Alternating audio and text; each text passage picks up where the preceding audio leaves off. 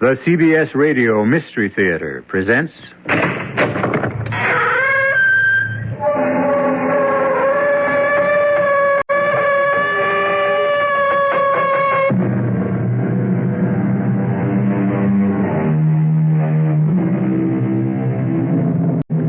Come in. Welcome. I'm E.G. Marshall.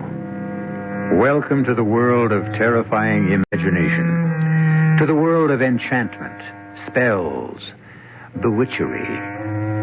These are all words from our childhood, pleasant memories of nursery stories before bedtime. The dark side of magic we knew nothing of, and when we grew old enough to learn, dismissed as ignorance and superstition.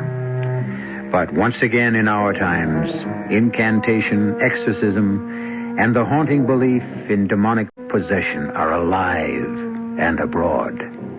They are what this strange tale is about. I tell you, Doctor, it's the God's honest truth.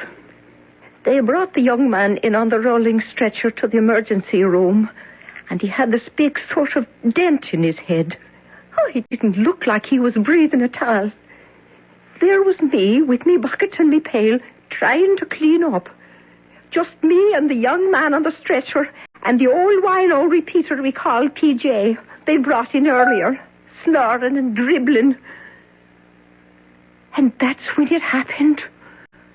Came right out of old PJ's mouth and across the room and right up the young man's nose like that.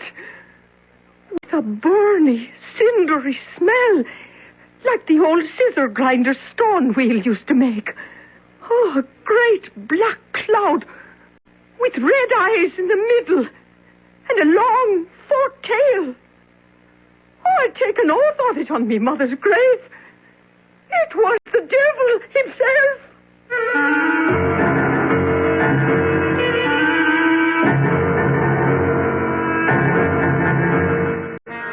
Our mystery drama, Possessed by the Devil, was written especially for the Mystery Theater by Ian Martin and stars Donald Buca. It is sponsored in part by Contact, the 12-hour cold capsule, and Anheuser-Busch Incorporated, brewers of Budweiser. I'll be back shortly with Act One. If you take a look at the new 1975 cars, it doesn't take long to notice the European influence is strong. And to be sure, there are some new American cars that rival the Europeans, one being Buick's new Skylark SR. But don't consider a Skylark SR because of its touring car interior or its rather rakish profile. Consider it because it's a Buick, possessing many of Buick's nicer innovations, like the new Buick V6, a peppery little engine that spits out a plentiful amount of torque while sipping a surprisingly small amount of gasoline.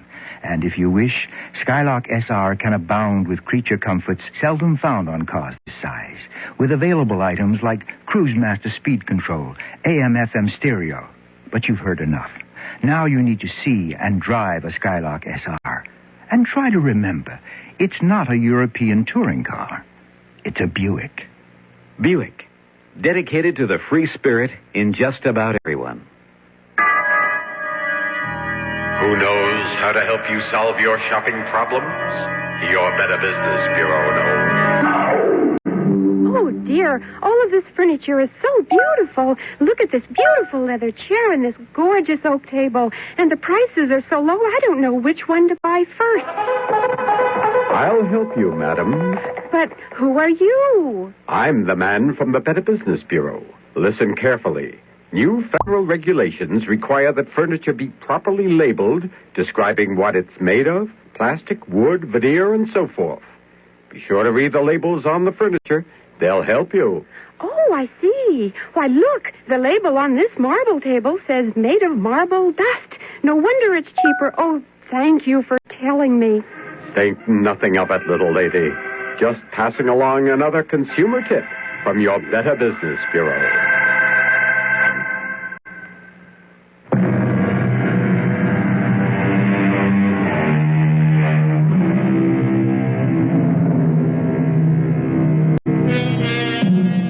From the beginnings of history, it is there in some form.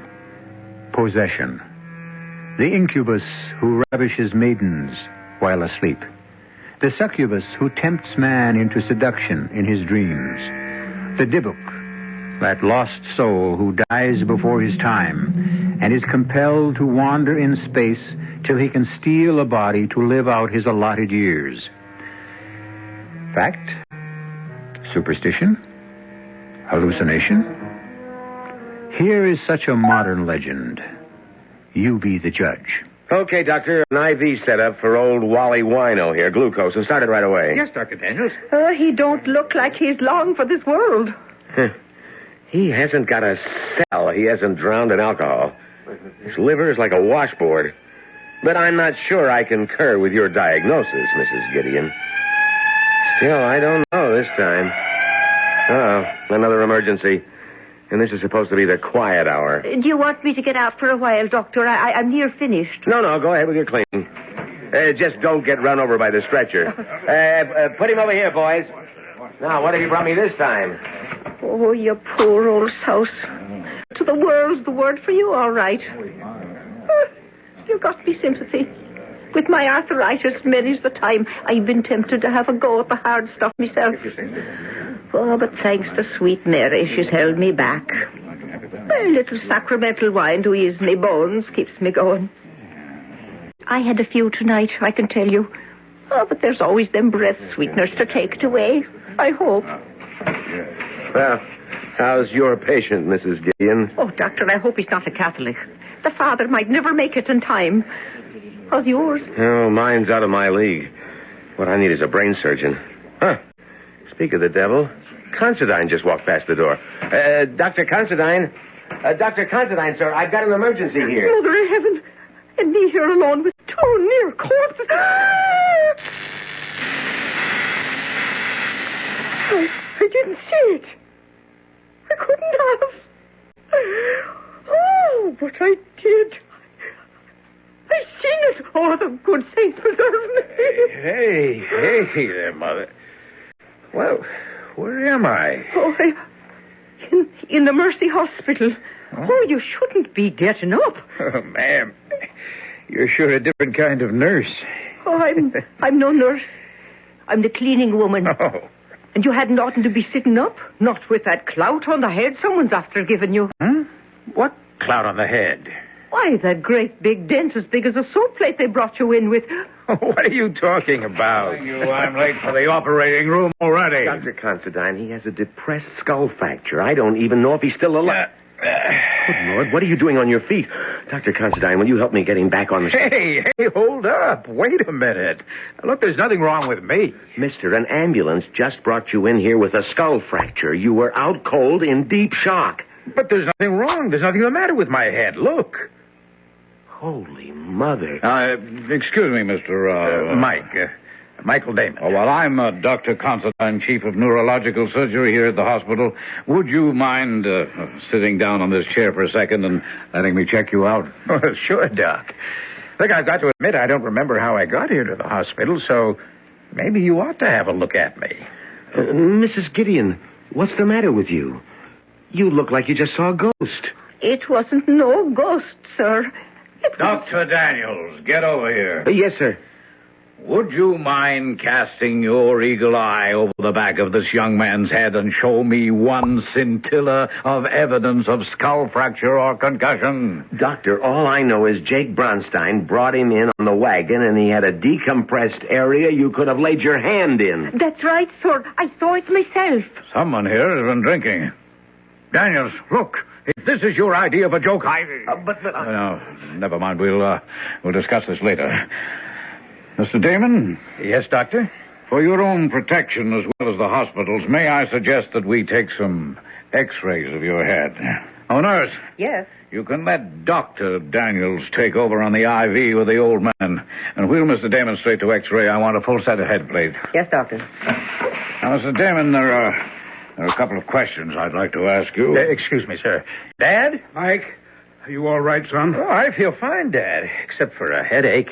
Oh, Dr. Considine, this is my father, Reverend Damon. Oh, how do you do? Nurse, can we get going? Yes, sir. Dad, what happened? How did I get here? Well, perhaps you can explain, Reverend, as we walk along. I want to get to X-ray. Well, I wish someone could explain to me what happened. I can, sir. Let me check the IV on old PJ. Wait a minute. What is it, Doctor? PJ here. He's bought it this time. Oh, this is not my night. We might have pulled him through. Oh, there's going to be the devil to pay around here. Oh, you can say that again. It's the God's truth, Dr. Considine. Came right out of the old man's mouth and across the room and up the young man's nose like that, with a burning, cindery smell like the old scissor grinder's wheel used to make. A great black cloud with red eyes in the middle and a long forked tail. Oh, I'd taken off on me mother's grave towards the devil himself. Yes, Mrs. Gideon, I think you can leave the medical discussion to us, and I'm sure you have important work waiting. Oh, bless us. I left me pail and mop there. I hope nobody's been after stealing that mop. It had a brand new head on it.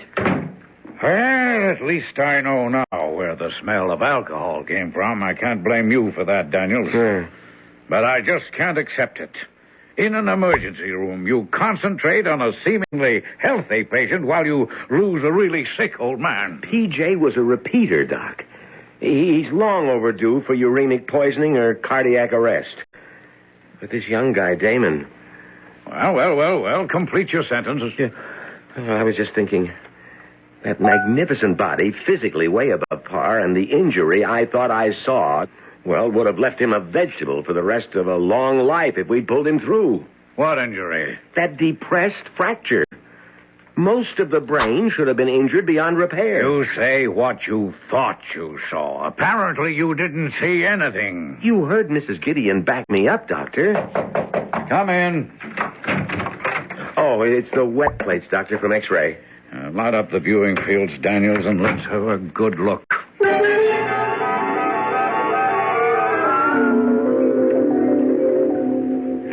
Satisfied?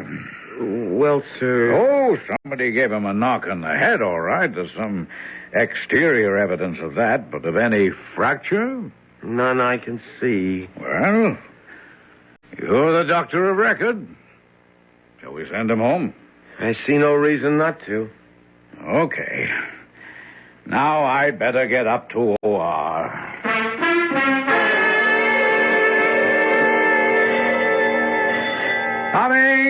Coming! Trudy! Well, don't look so disappointed, Rod. Come in. Say, sweetheart, what are you doing here at this hour? Oh, I couldn't sleep after your call, so I drove over. Is Mike back from the hospital? No, I thought the bell was Dad and Mike. They're on the way home right now. How come you didn't go to the hospital? Well, we've been trying to get in touch with Anton Azarak. Oh? So Dad thought one of us should be here in case he called back. Oh. I mean, to find out what happened. Yeah. All right, Janda. Cool it. Oh, what a name for a cat. Why, I see nothing wrong with it. I think a martyr belongs in a minister's family. Oh, is that my fate as your wife to be? Of course not. We just called her that because Mike and she never seemed to get along. Well, it's hard to figure about the cat. Mike is such a kind, gentle sort of a giant. I thought all animals loved him. Well, it depends what the word includes. Oh, wait a minute. There's a car now. The return of the prodigal son. Now maybe we'll find out just what happened last night.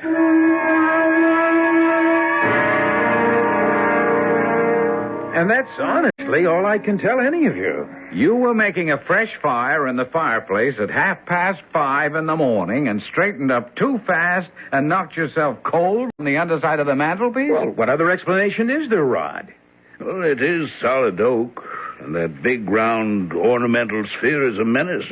I've regretted it every time I've bumped my own head on it. Yeah, but Dad, you never hit your head hard enough to knock yourself cold. Mike, why were you making a fire at that time in the morning? Well, I wasn't actually making one. I was replacing one.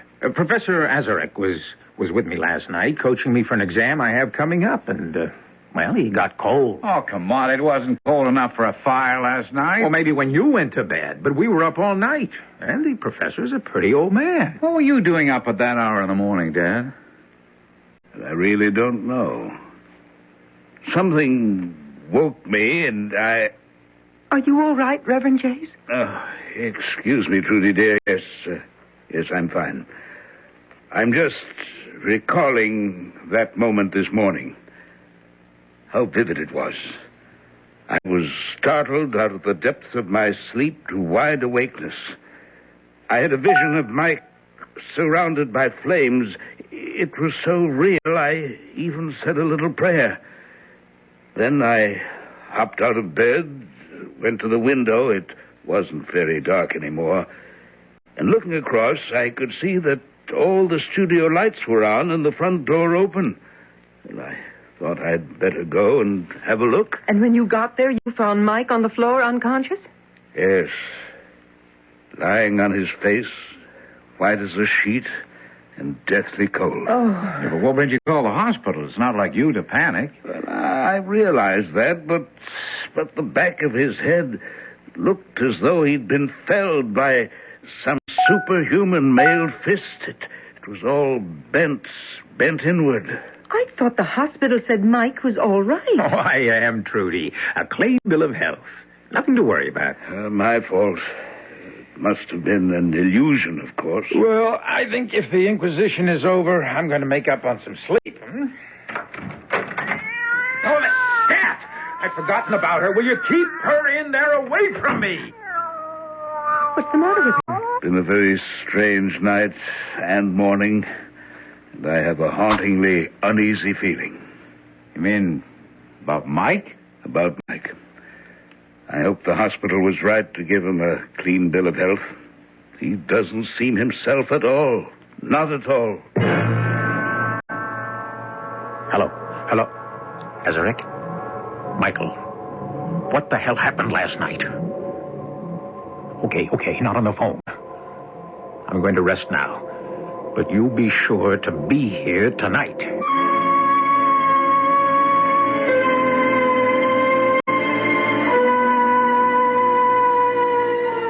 So far in our modern legend, we have caught up with superstition, witches, magic, both black and white, enchantment, spells, abracadabra. Well, there are 2 more acts to come. I'll be back very shortly with Act 2.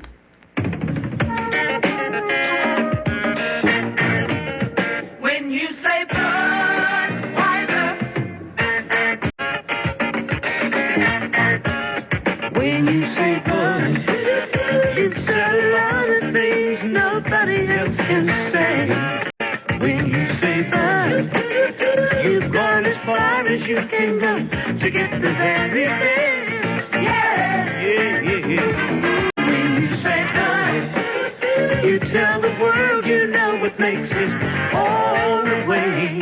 When you say Bud, you say you care enough to only want the clean old beer. There is no other one. There's only something less.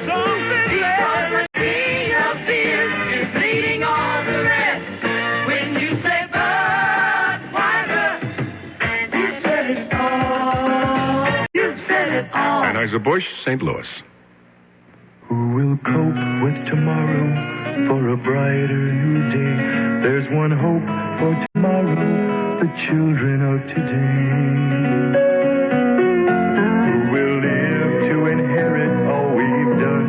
Who will pay? Who will give love and share it? The children of today. We've got to save the children and save the world. Help them to grow to know that life is worth living. Save the children and teach the world to reach out with open arms and spread their love to others. Return to sanity.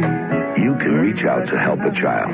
For information, write Save the Children, Box 120, Grand Central Station, New York.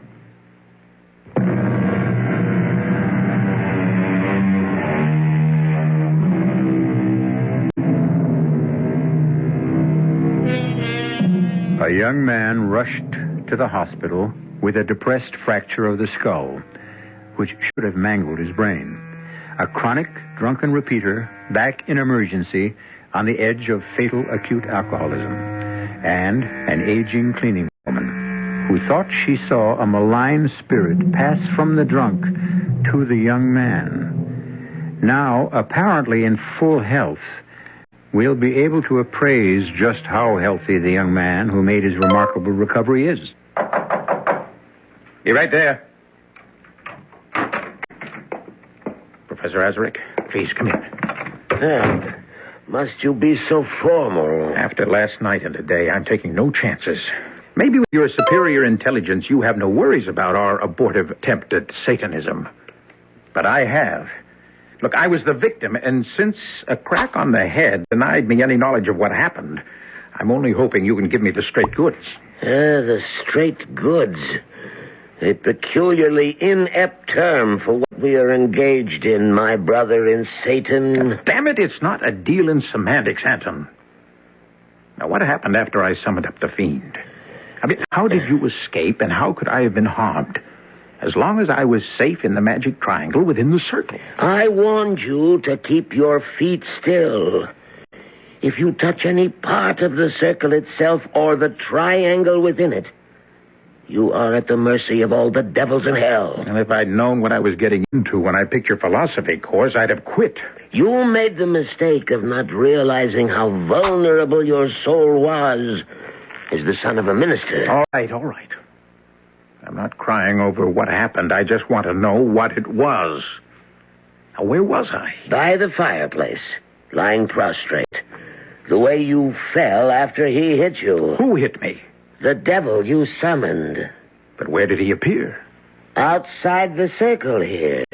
The inner or the outer? Beyond the outer, of course. There was water scattered between the circles, and wolfsbane scattered through it.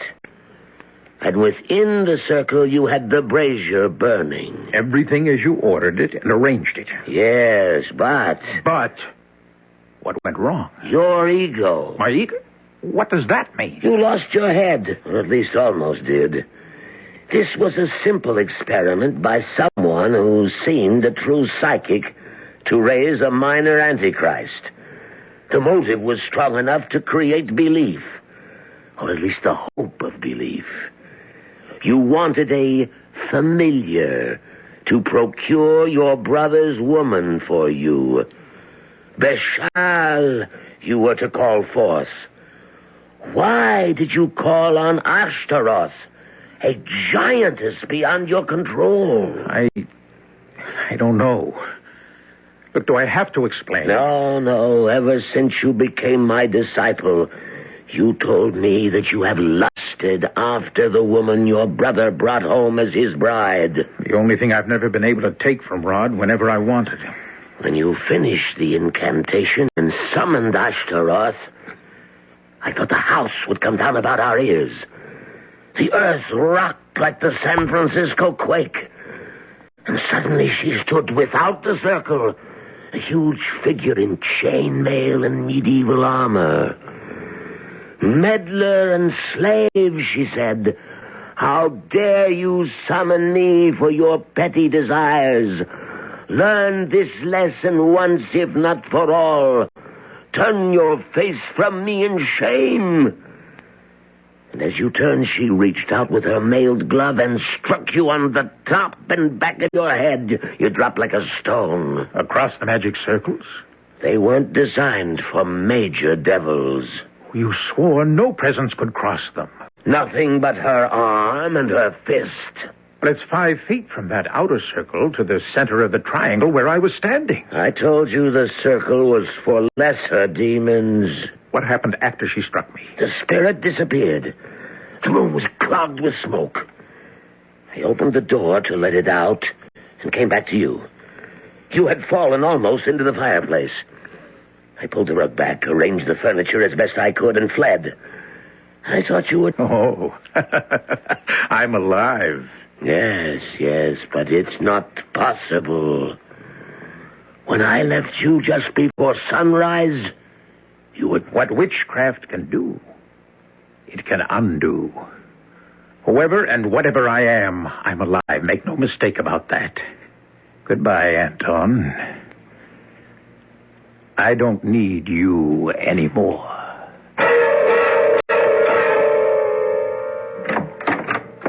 Oh, hi, Trudy.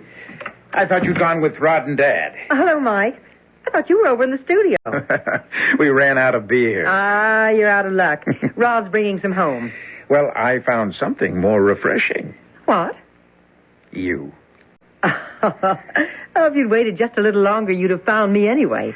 I was going to wander over to the studio and visit you. Oh, so that's why you stayed home. Oh, don't be silly. Someone had to wash the dishes. As long as I'm house guest, I thought I ought to do something for my keep. Well, you're staying here tonight? One whole week. Mom went up with Pops to his 35th class reunion. And they figured that with one full-fledged minister and a recent hospital dropout, I was suitably chaperoned. Safe as a church, huh? Rod and Dad say when they'd be back? Not till pretty late, I guess. Mm. Pretty rough section of town. That's why Rod insisted on going along. What's the occasion? That's one of your father's oldest parishioners. I guess the old lady is dying. She asked for the minister. Well, her loss, my gain. What? Oh, nothing. It's just a stupid joke. You said you wanted to see the studio? Oh, yes. Would you mind? Mind?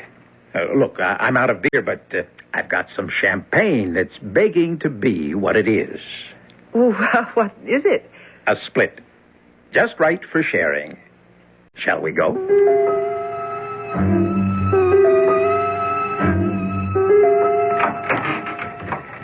Well, won't you walk into my parlor? Said Beelzebub to the fly. Oh, no, what's that supposed to mean? That is the advantage of a classical education. Uh-huh. Beelzebub, god of the Philistine city of Ekron. You know, he was known as the Lord of the Flies. Why? Well, now there you've got me. Well, he sounds horrid. Well, he wasn't very popular with Christians. In fact, they called him the Prince of Devils. Lord of the Flies. Mm-hmm. Ooh, it gives me the creeps. Here's something to chase your creeps away. Oh, I don't want that, Mike. It goes right to my head. Oh, just a sip.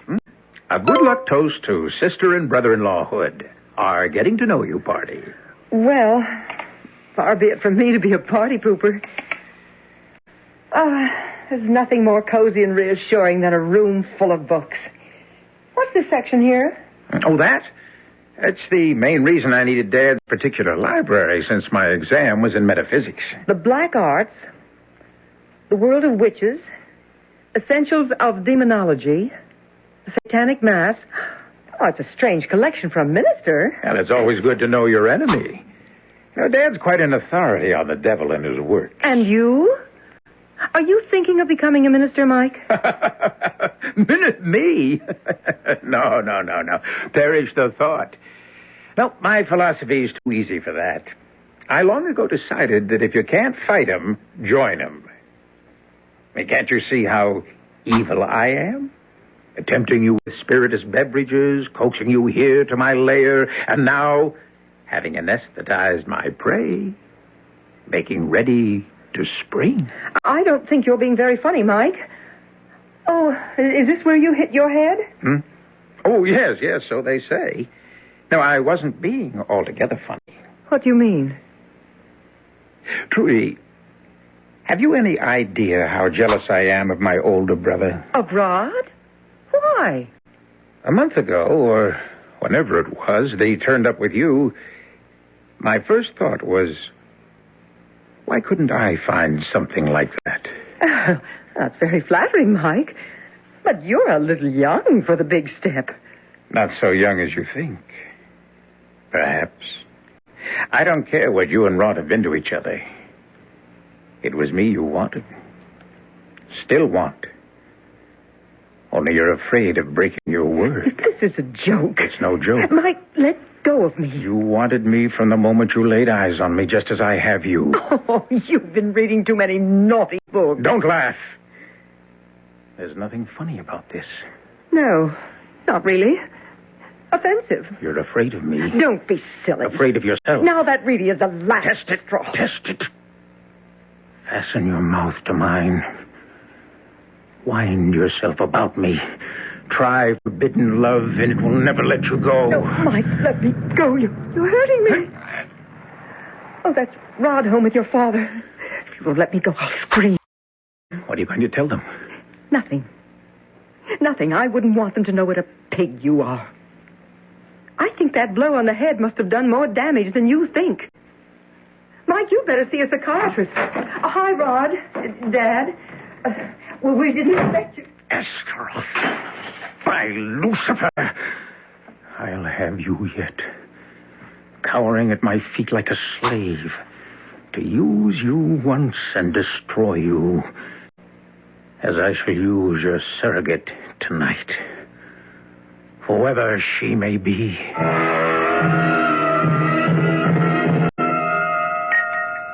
Oh, dear. How bestial. What, Reverend Damon? Just something that happened to a girl on the other side of town. Let me see. Raped? Oh, awful. Well, now you got me going. You too, John? Well, since you can't read, I'll read it to you. The body of Elizabeth Migler, 21, was discovered in Marsden Park today by a passerby. Although it was later determined the girl had been raped, the strange features of the case are that she was not robbed, and as though by some ferocious animal tooth marks, showed that her throat had been literally ripped to pieces. Good Lord. Where is Marsden Park? Clear over the other side of town. When did it happen? Night before last. Morning, all. I hope breakfast is all ready. I'm famished. What's wrong with that cat? Oh, it's beginning to bug me. A lot of things are beginning to bug me. What'd you say, Holly? Nothing, Rod. I don't think I'll have any breakfast this morning. I don't feel like eating. No, Rod, please, don't come with me. I'd rather be alone. Lovers' quarrel? Look, will you just take out, brother mine? It's none of your business.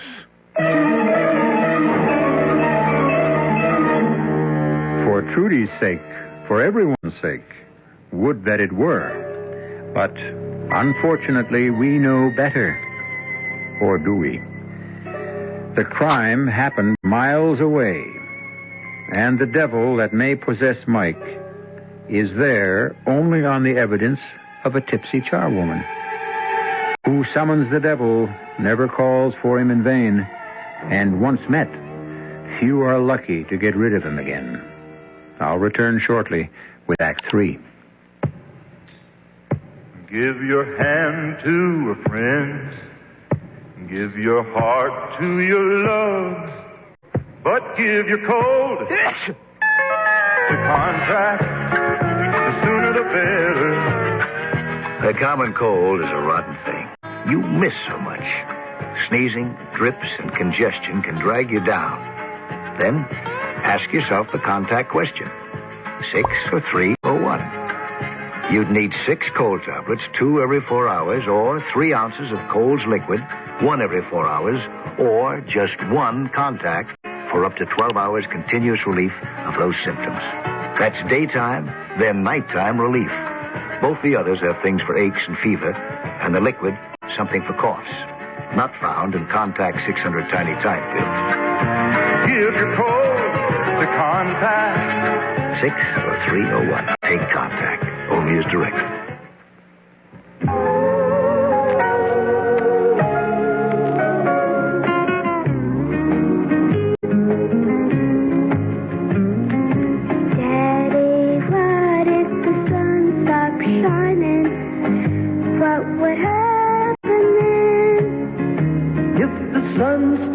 Shining, why, you'd be so surprised. You'd stare up at the heavens with those big blue eyes, and the wind would carry all of your light up to the skies, and the sun would start shining again. And the sun would start shining. You can help make the sun start shining again through the United Nations Children's Fund. This is Bill Anderson, asking you to be generous when the neighborhood youngsters come to your door to trick or treat for UNICEF this Halloween. Please drop a few coins in their little orange boxes and help UNICEF bring better food, medical care, and education to millions of needy children.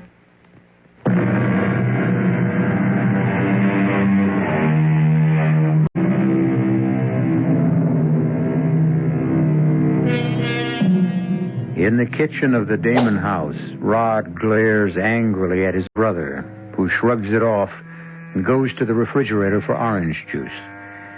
A troubled Reverend Damon eyes both his sons as he closes and folds the tabloid in his hands as if it were just as unclean as it is. Rod, unchallenged by Mike, breaks the silence first. I had better go on upstairs and check on Trudy. Well, she said she wanted to be alone. Look, will you stay out of this? Well, I'm not even in it. Just an objective comment. So keep it to yourself. Now, come on, Rod. I didn't mean to butt in. Catch me up. What's all the hostility about? No hostility. Just a reaction to a peculiarly unpleasant crime.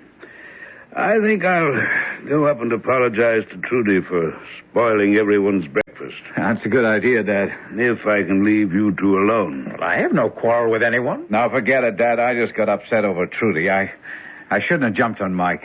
Well, then, let me see if I can make our future in-law a little happier in our house. What happened, Rod? Oh, it all started over this tabloid story about some poor kid who got raped and mangled in Marsden Park. Oh? Here, read all about it. Kind of gruesome, all right. But there's one of these every day. Yeah, but not in such gory detail. It really got to Trudy. You know, I've never seen her upset like that. I mean, so subjectively involved. Oh? What do you suppose triggered that? I don't know. I just sure wish I did. Maybe it's better to let sleeping dogs lie. Who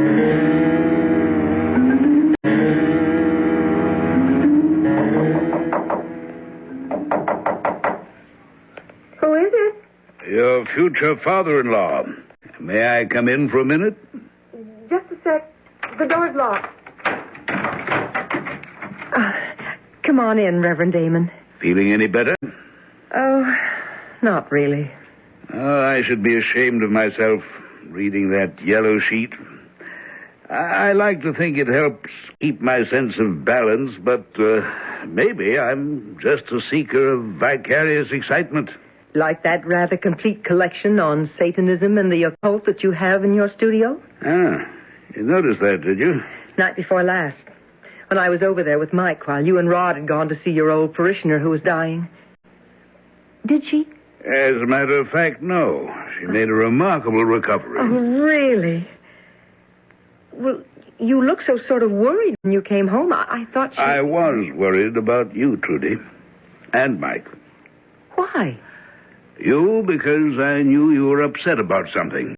Well, you can't be a minister for over 40 years without learning to read something about people. And Mike? Mike is an enigma to me since I brought him back from the hospital.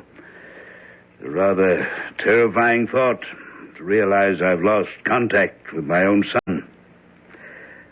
I'd like to ask your help, Trudy, and I'll lay it right on the line. Why were you at the studio with him? And what happened there? You won't tell Rod? Not if you don't want me to. Then what I'd like more than anything is to tell someone, most of all you. For Mike's sake. Because I think he needs help. And you're the only one who could bring it to him. Or make him go find it.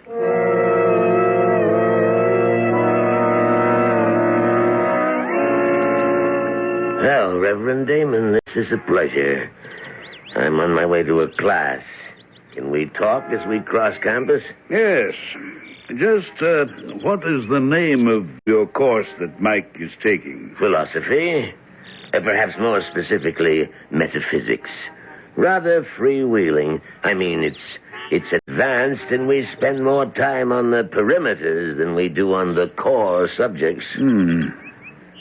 Just what were you and Mike up to that long night before his injury? I was coaching him for an examination. An examination in what? On what subject? Why, the class I teach, general philosophy. And you left before Michael was hurt? Oh, good Lord, yes. Would I have left the boy if he were injured? Would you have fled the scene unless you were up to something dark and vile enough to stain your reputation? I am sorry your boy was hurt. I had no part in it. And I resent your holier-than-thou accusations. If you'll excuse me, I have a class waiting for me.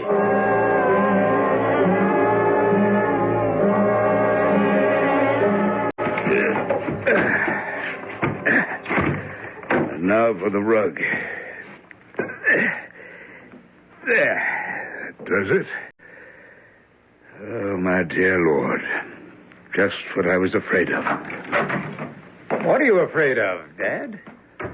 You, Mike. That you turned away from God to seek the devil. Why, Mike? Why? Who knows?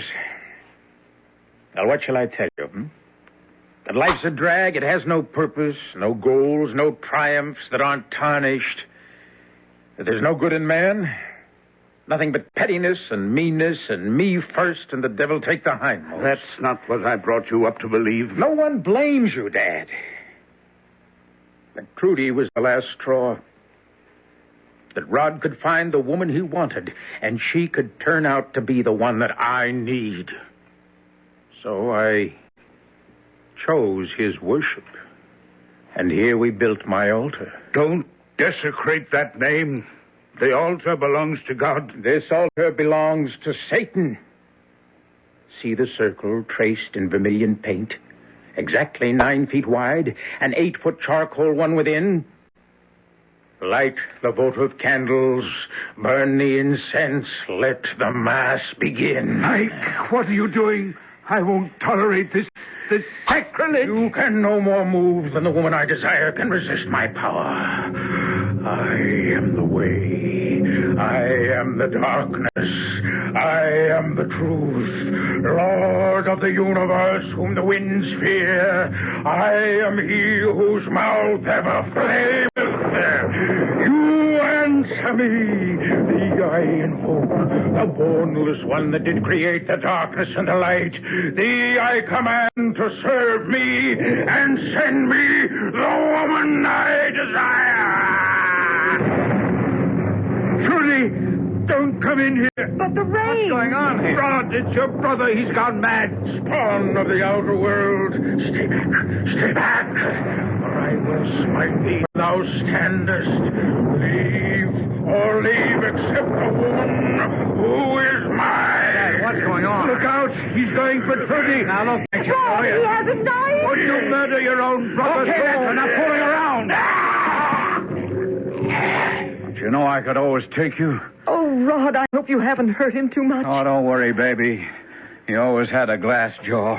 He had something more perishable than that. Call the hospital. And better tell them to bring a straitjacket.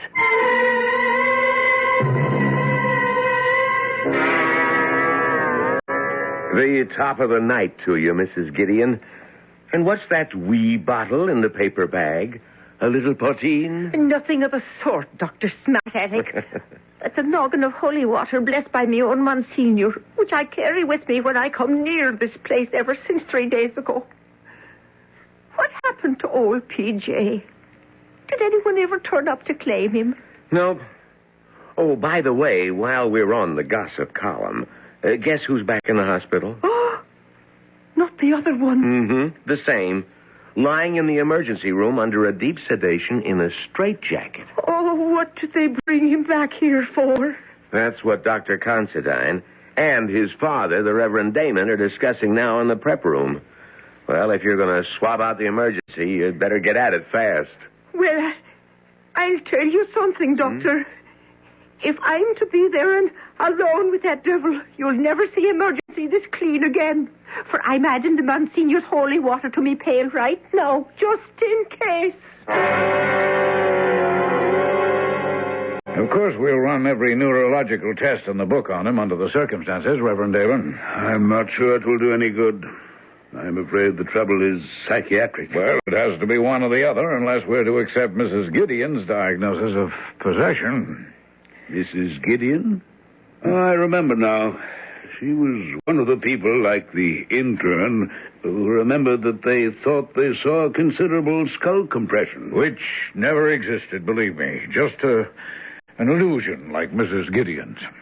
What was Mrs. Gideon's illusion? Well, I'm afraid she'd had a drink or two, and she had some wild story about a black devil streaming out of an old dipsomaniac who was also in the emergency room and being sucked up through your son's nostrils.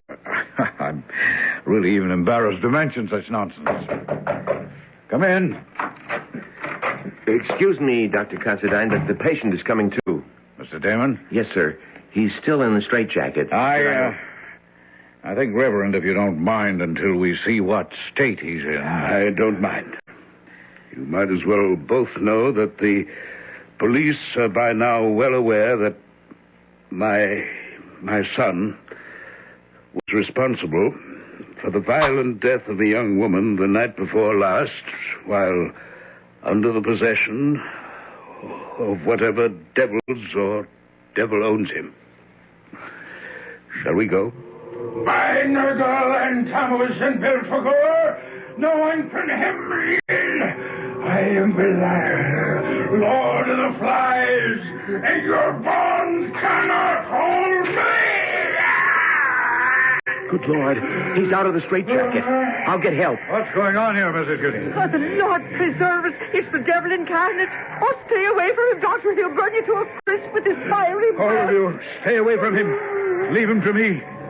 Michael, my son. Call me not by that filthy angel's name. Stay away, old man, for I carry death in my hand as a sword. Michael! I warned you. Oh, you administer man of the cloth. Get back! Get back! What happened? Oh, sure, 'twas the Monsignor's holy water.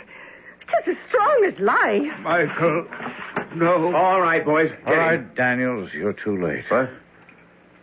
Excuse me, Reverend. Let me see.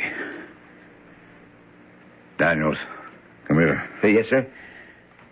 Was that the depression you were talking about when this man was first brought in? Yes, sir. That's what I thought I saw. Well, at least it's what we all see now. But how? I haven't any answers. I only know... I'm sorry, Reverend Damon, but your son is... He hasn't been my son since his first visit here. The mercy of God is that whatever possessed him died with him, thanks to this lady here. Oh, if I hadn't had the holy water, the Lord does move in mysterious ways. Don't he, Reverend Sir?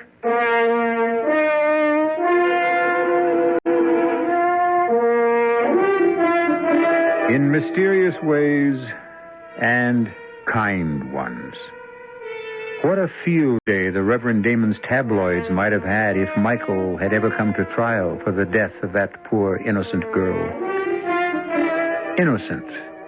Perhaps that's the theme of this dark history. If Michael had been less innocent, and had had the guts to be less self-interested and bored, how different his world might have been. But that's the answer, isn't it? We all make our own world. We can't rely on anyone else to make it for us. I'll be back shortly. Here's a medical puzzle. A person has a disease, yet leads a normal life. How is it possible? The answer is chemotherapy. Through this treatment, thousands of cancer victims regain active, productive lives despite their cancer. Many of these people can continue in their jobs for years, while the anti-cancer drugs, which we call chemotherapy, control their disease. But many types of cancer remain difficult to control. Through research, the Chemotherapy Foundation is stimulating the development of new drugs. More types of cancers will someday be controlled. The question is not if, but when. You can help by contributing to the chemotherapy, that's chemo, C-H-E-M-O, Therapy Foundation, Box 8, New York, New York, 128. That's the Chemotherapy Foundation, Box 8, New York, New York, 128. This is a public service message from the Chemotherapy Foundation.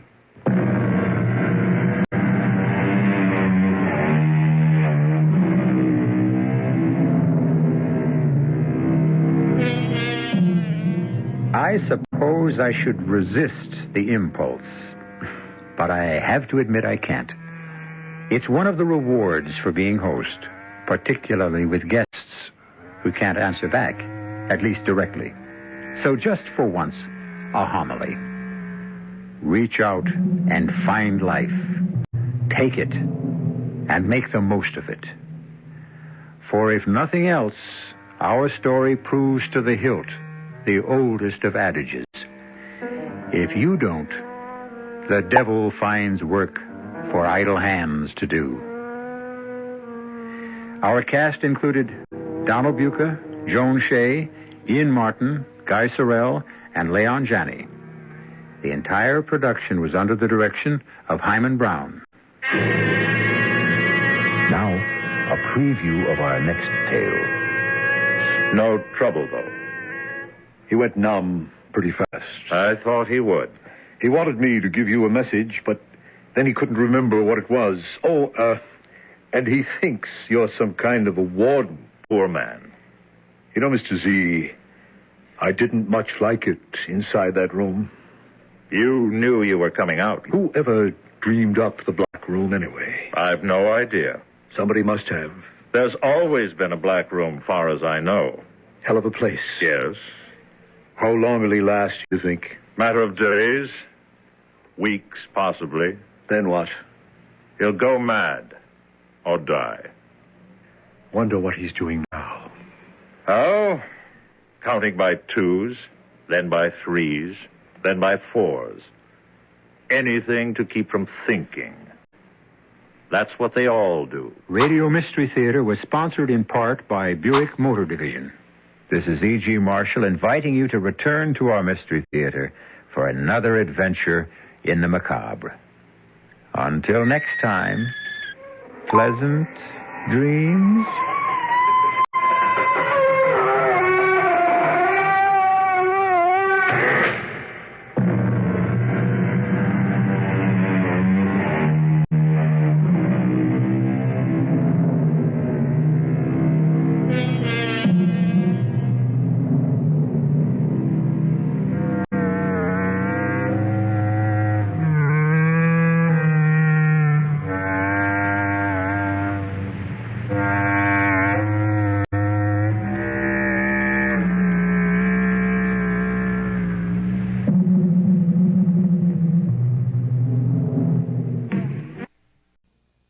And now, Mystery Theater.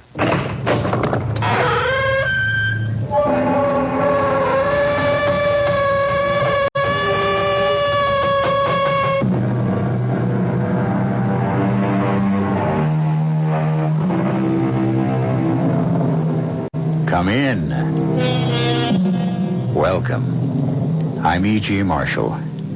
Welcome to the universe of the uncanny. We live on such a tiny surface of space and time and try so hard to shut out the mass that lies beyond. But when the whispers die out and the echoes cease, a force still fills the void that remains. Evil spirits, malignant and destructive, waiting in limbo to be summoned by the foolhardy. In our tale, a young and talented student of the Talmud turns to a secret body of occult doctrine, the Kabbalah, to conquer death itself. Simon, why do you punish yourself so? To reach an exalted state. I wish to attain the possession of a clear and sparkling diamond and melt it down in tears. Then inhale its essence into my soul. I want to attain the rays of the third planet of beauty. I want 2 barrels of golden pieces for him who can only count in gold. Please, Simon. My father is not greedy. He only wants a bright future for me. And your bright future is paved with gold. Be careful, my son. You are on a slippery road. No holy powers will help you achieve what you want. If the holy powers will not, then I must... Don't say it, Simon.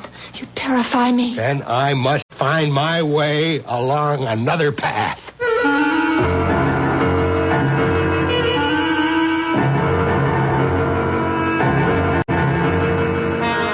Our mystery drama, The Demon Spirit, was especially adapted from the classic S. Ansky play, The Dybbuk, for the Mystery Theater by Milt Wissoff and stars Norman Rose and Mason Adams.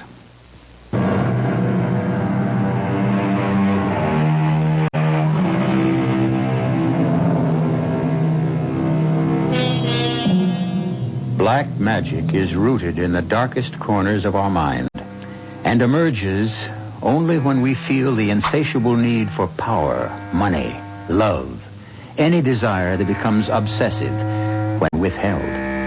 It has always been so. Man has invoked the aid of spirits since he first evolved. What could be more natural for primitive man than the urge to call upon the supernatural when confronted with the sinister demons of wind, fire, and water? Civilization has only spread a thin veneer over this ancient instinct, a veneer that vanishes completely in our tale concerning a young theological student, pure of spirit, who invokes terrible forces in his quest for love. It's Simon, Rabbi. I've returned. May I come in? Simon. Oh, come in, my son. Come in. So you've finally come back. You look so pale and drawn. I've had a long, hard trip. Why did you stay away so long? It's been almost a year. We missed you. Yes, you mean you missed me. That's not true. Many regard you highly. But not enough to consider me as a prospective son-in-law. But Leia thinks well of you. Not enough to oppose her father's wishes. There are traditions, Simon. A daughter must obey her father. Well, it's time we change them. Look, Simon, Sender is no monster. He merely wants what he thinks is best for his daughter. Come, Simon, let's talk about you. There's not much to say. You're a fool. A bright, intelligent, scholarly fool. Your brilliance was the talk of the community, and then you disappeared. Where did you vanish to? At first, I just wandered aimlessly, and then one day I heard about this small village where a great scholar and wonder worker lives. A man so steeped in the ritual and lore that he can make miracles. Mm-hmm. And did you find him? Yes, Reb Meyer. I found him after months of wandering. Is he truly a worker of miracles? Even more wondrous than I had heard. Is your wonder worker a student of the Kabbalah? A master of it. He taught me that man can develop the divine spark within him until he masters the entire universe and all its forces. You're meddling with something beyond you, Simon. It shows in your fevered eyes, your gauntness. Don't dwell too deeply on these mysteries. Why not? The Kabbalah tears your soul away from the limits of the earth and lifts you to paradise. Remember, only 4 wise men succeeded. Only one went in and came out again unscathed. One died, one went mad, and one lost his faith. I'm not frightened. They may have failed because they entered paradise for the wrong reason. I want to offer myself as a sacrifice, like the great one who succeeded. But how can you compare yourself I make none. I will follow my own road. Good night. It's Leia. Oh, come in, my child. How nice to see you. I'm not disturbing you, am I? Not at all. You remember Simon? Oh, well, of course I do. You've been away, Simon. Then you noticed. We missed you, even though you left without a word. There was nothing more to say. Red Meyer, you promised to show me the embroidered curtains of the ark. And so I shall. Aren't you afraid to be in the temple so late at night? No, not afraid. Sad and touched. The walls look as if they've been wept over. I wish I could put my arms around this ancient tear-stained wall and never leave. Tears are everywhere, Leia, not just here. And happiness, too. How does our Simon seem to you after his long absence? Pale. Have you been ill? Yes, but not of the body. But why do you punish yourself so? To reach an exalted state.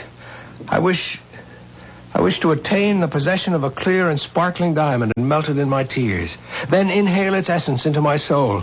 I want to attain the rays of the third planet of beauty. I want 2 barrels of golden pieces for him who can only count in gold. Please, Simon. My father's not a greedy man. He only wants a bright future for me. And your bright future is paved with gold. Be careful, my son. You're on a slippery road. No holy powers will help you achieve what you want. And if the holy powers will not, then I must... Don't say it, Simon. You terrify me. And I must find my way along another path.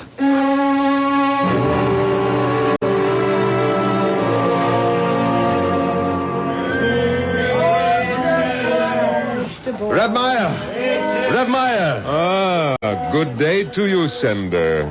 What brings you to the marketplace? Don't you trust your servants? I was looking for you. I'm bursting with good news. Yes, I know.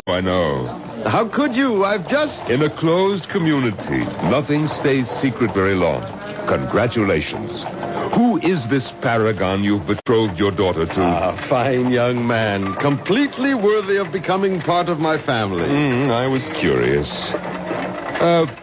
Tell me, why did you stand in the way of Simon? Simon, but he's only a poor student. How would he fit? With the rich house of Sender?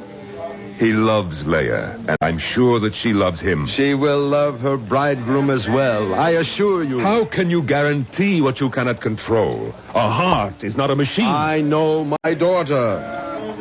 Reb Meyer, I would like to talk to you about the arrangements for the wedding. No, not here, Sender. Here one buys food and drink, not a life. Come to the temple, and we will talk.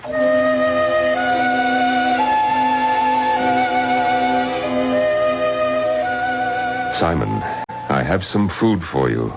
And some news. Reb Meyer, I'm not hungry. I'm afraid the news I have for you will It's not news to me.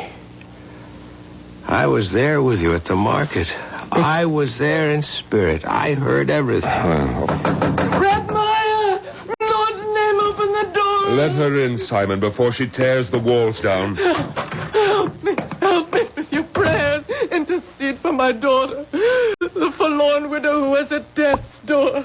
Please, I beseech you, help me. We will pray and hope for the best. No, I need more than hope. I need help. And you shall have it. No, please, don't interfere, Simon. I must.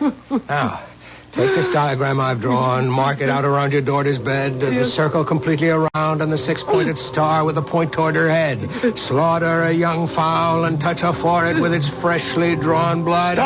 Stop that! I forbid this! What am I to do? He offers hope. I give you your daughter's life. Give me the diagram, Simon. I will follow you, and God bless you. Simon, I asked you not to interfere. You have gone too far. Not far enough. I still have a long way to go. But I am drawing nearer all the time. Watch, Reb Meyer. This is the Lord of the gods, Lord of the universe, he whom the winds fear. Thee I invoke, the bornless one. Thee that didst create the earth and the heavens, the night and the day. Thou art the truth and matter. Into the magic circle, power the hazel wand. Shroud me with a cloak of darkness. Simon, come back before it is too late. He has covered me with a raven's wings. He has whispered the unnameable to me. I am master of many arts and skills. The black arts. No, Reb Meyer. When the curtain parts, all is visible, black and white alike. No, Simon. It is time to sleep now. I am tired. You must go now. I'm no longer welcome here. You are to me, my son, but not to this temple. Go now.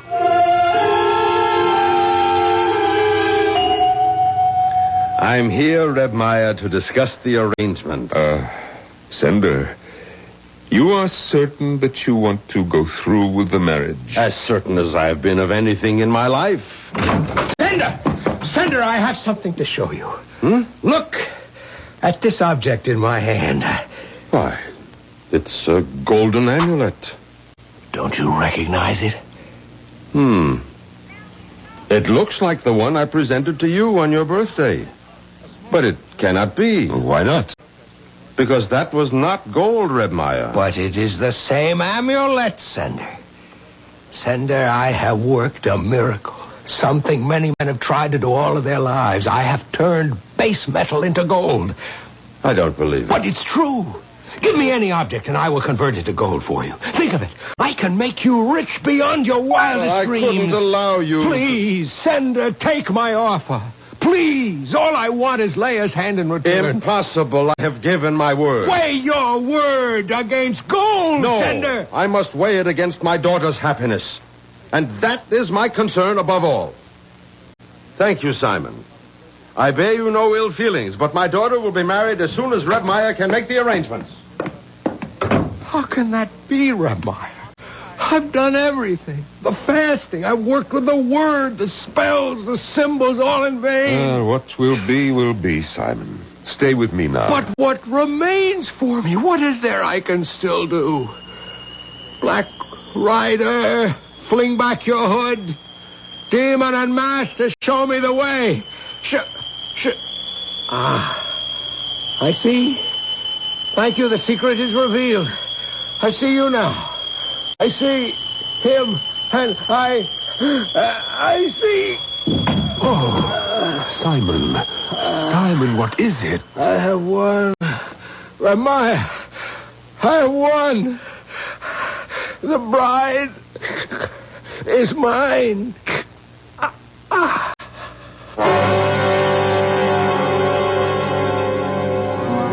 It is said there are 4 indispensable conditions to knowledge and power in the black arts. An intelligence illuminated by study, an intrepidity which nothing can check, a will which nothing can break, and a steadfastness nothing can corrupt. Simon, it seems, was master of all. Will he then prevail even after death? We shall know more when I return shortly with Act 2.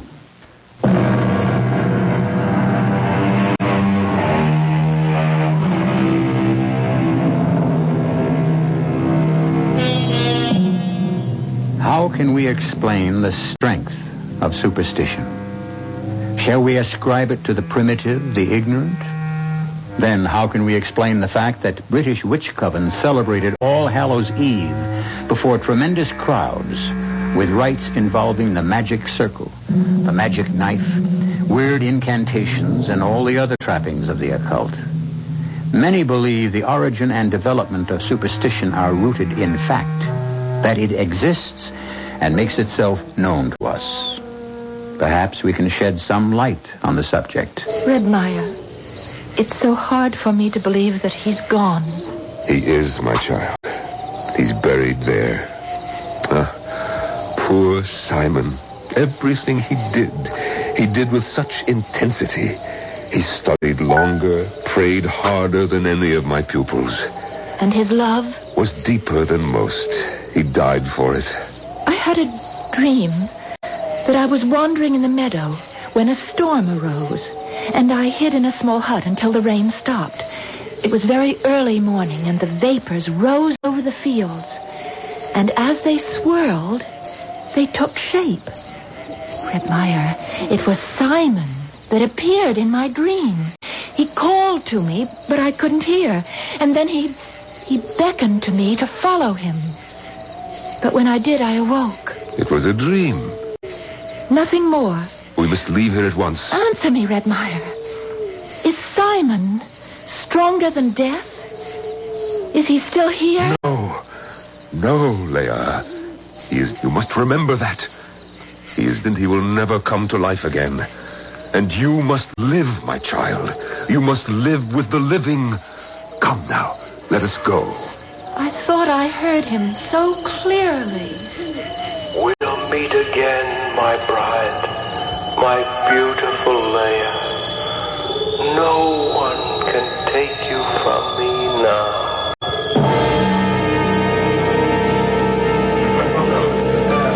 I'm so happy you could come, Reb Meyer. This would be no wedding without you. How could I miss such an event? Did you happen to meet the groom's party? They should have been here by now.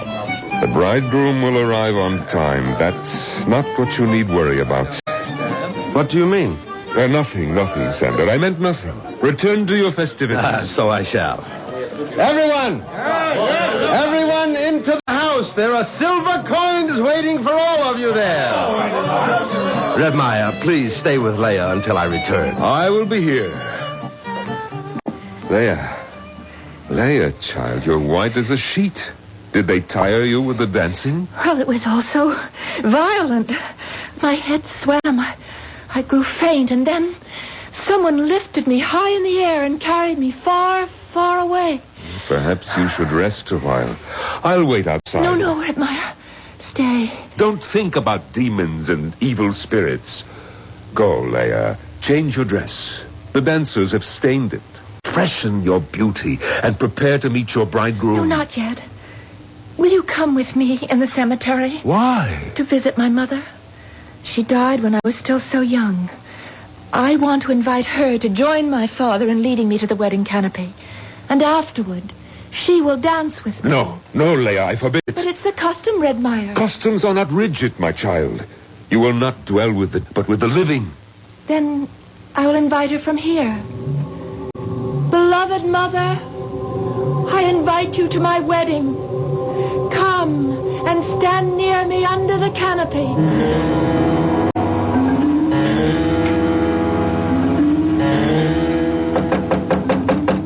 Who's there? Your father, dear. May I come in? Oh, Father, of course. Why are you still sitting here, child? Oh, I was just thinking. Grandmother says I must go to the graveyard. You have my permission. But Redmeyer says I should not go. He's an old man, set in his ways. Go, child.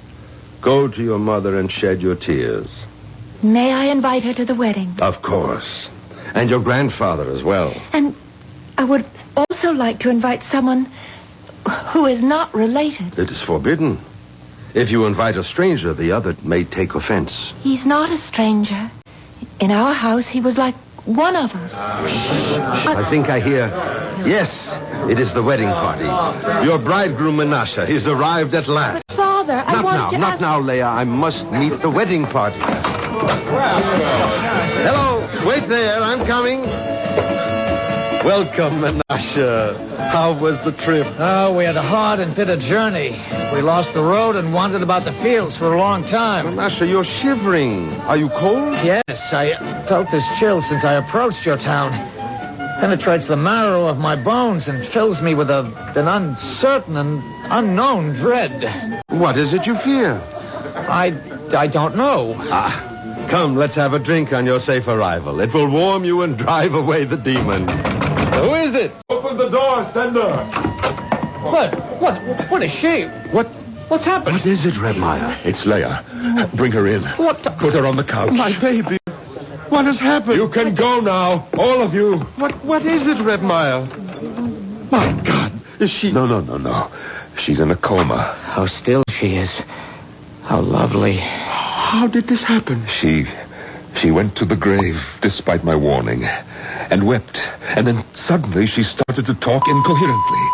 No one could make out a word she was saying. And then she fainted. Oh. Leia, do you hear me? Everything will be all right. Who is this man? This is Menashe, your bridegroom. No, that's a lie. He's not my bridegroom, nor will he ever be. My child. What has come over you? I will not marry Menashe or any other man I do not choose. Sleep now, Leia. Sleep and rest. We will talk about this in the morning. But we were to be married at noon. Yes. Is it wise to delay? Not wise, perhaps, but necessary. If you value the life of your daughter.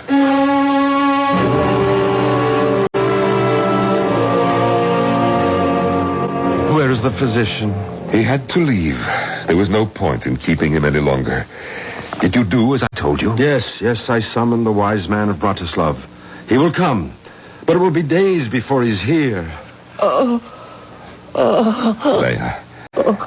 Leia, how do you feel?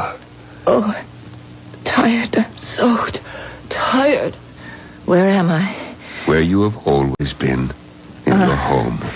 Turn down the lights. My eyes. I've been in dark places so long. You're back now. God God be praised. It was so cold where I've been.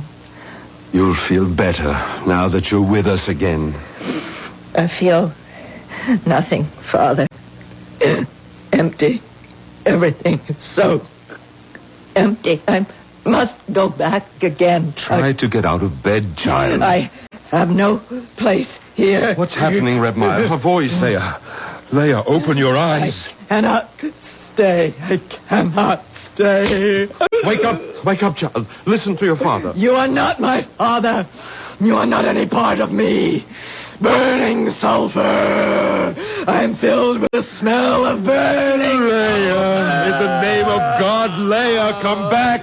If I do, it will not be in that name.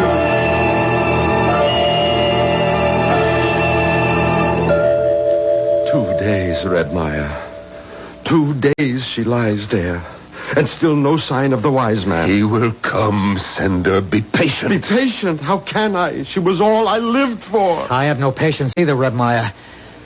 I love her so deeply. I cannot wait until we are man and wife. But you hardly know her. I know her as well as I have ever known anyone.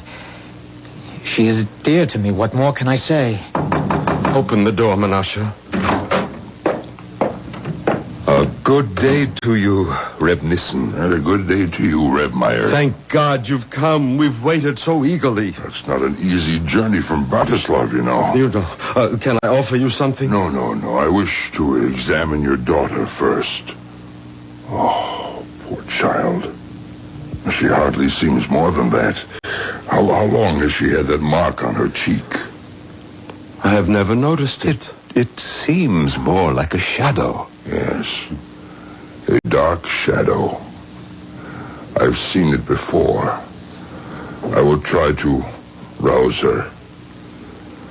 God's word is great and holy. The holiest land is the land of Israel. In the land of Israel, the holiest city is Jerusalem. In Jerusalem, the holiest place was the temple.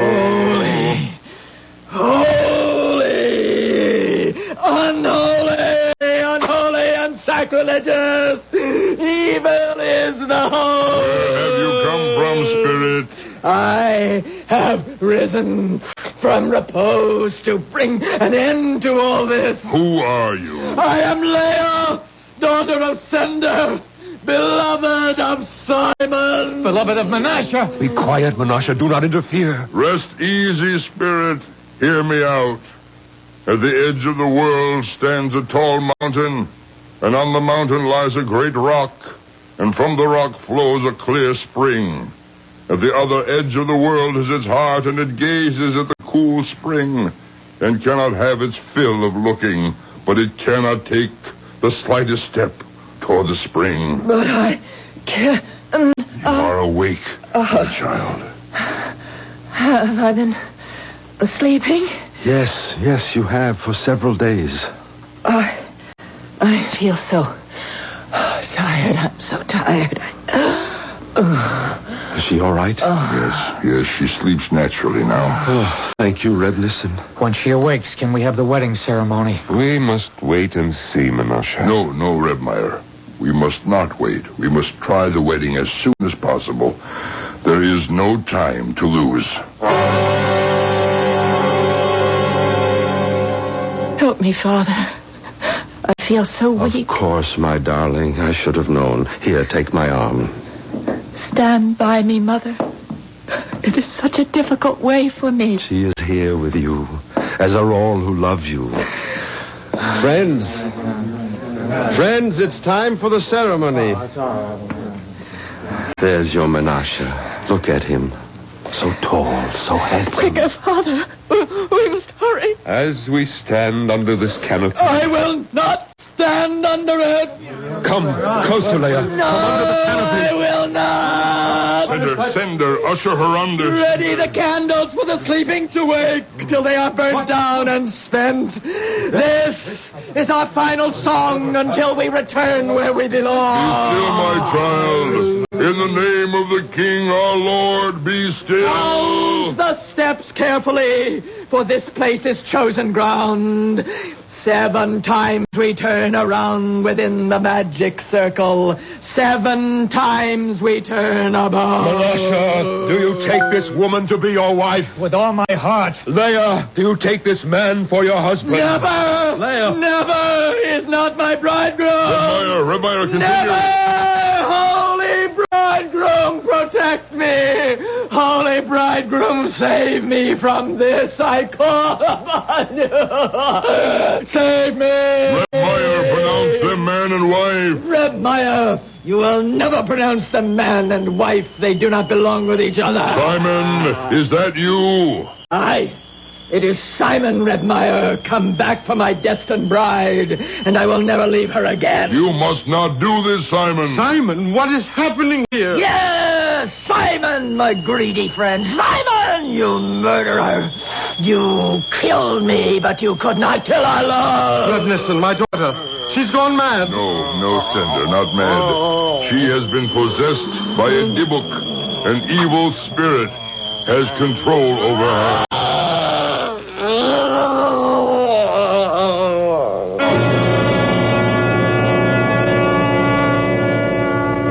The belief in possession is an ancient one.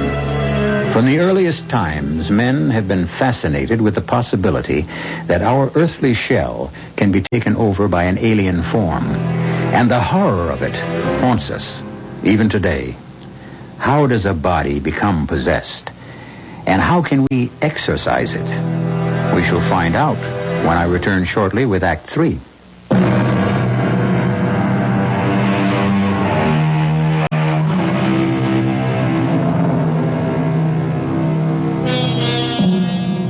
How did this act of possession begin? Certainly the setting of the Dybbuk was its basis. A closed world which, despite its proximity to the 20th century, had not as yet purged itself of faith in magic making. A world heavily tarnished with superstition. And yet, it was a world pervaded by a mystic sense of the immediacy of God, of the miraculous, and the power of man. In such a world, the natural and the supernatural, the living and that seem to flow across one another in a continual contact. A world where the daily routine of life absorbs and becomes a symbol of eternity. Please, Rebnisson. I know you're tired, but my daughter lies in grave danger. Her soul is at stake. I know.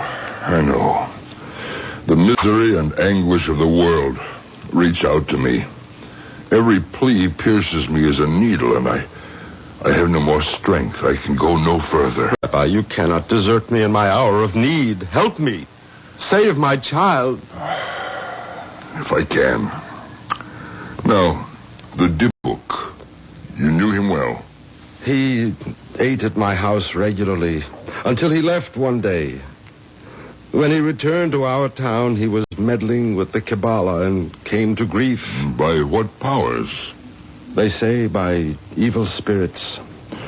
Did you cause him pain or shame? Now try to remember. I don't know. I don't remember. All right. Bring in the girl. Come in, Leia. Come in, my child. Don't you hear me? Come in. I won't. Leia, dearest, have pity. Don't shame me. Come in. I want to obey, Father, but I cannot. Maiden, I command you, come in and sit down. Let me go.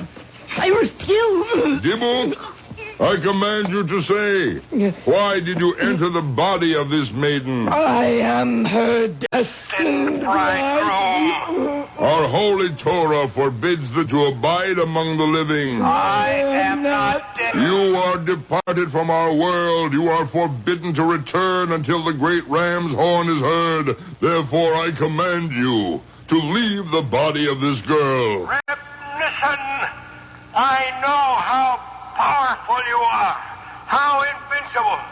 I know that you can command the angels, but you cannot sway me. Wandering soul, I feel great pity for you. I will try to release you from destroying angels, but you must leave the body of this girl. I will not leave. Dibuk, soul of one who left our entire world. I command you to leave this body, and in leaving not to harm her nor any other living creature. If you do not obey, I will proceed against you with anathema and excommunication, with all the powers of exorcism. I do not fear your anathema, and I do not believe in your assurances. In the name of Almighty God, I charge you for the last time. Go, or I will give you over into the hands of the destroying angels. In the name of Almighty God, I am joined with my destined bride, and I will not part from her forever.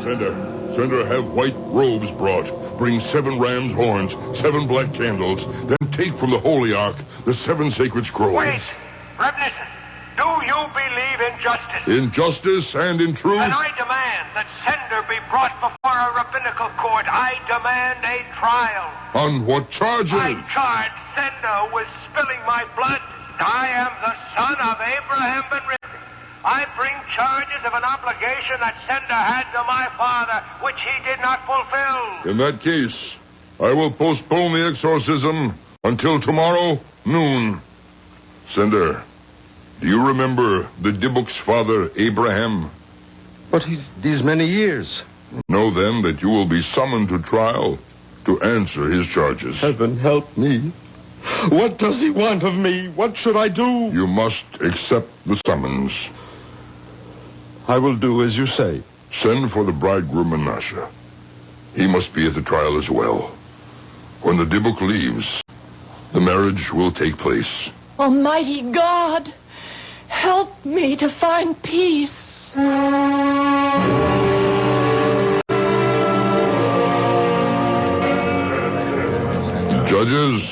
Judges, sit beside me.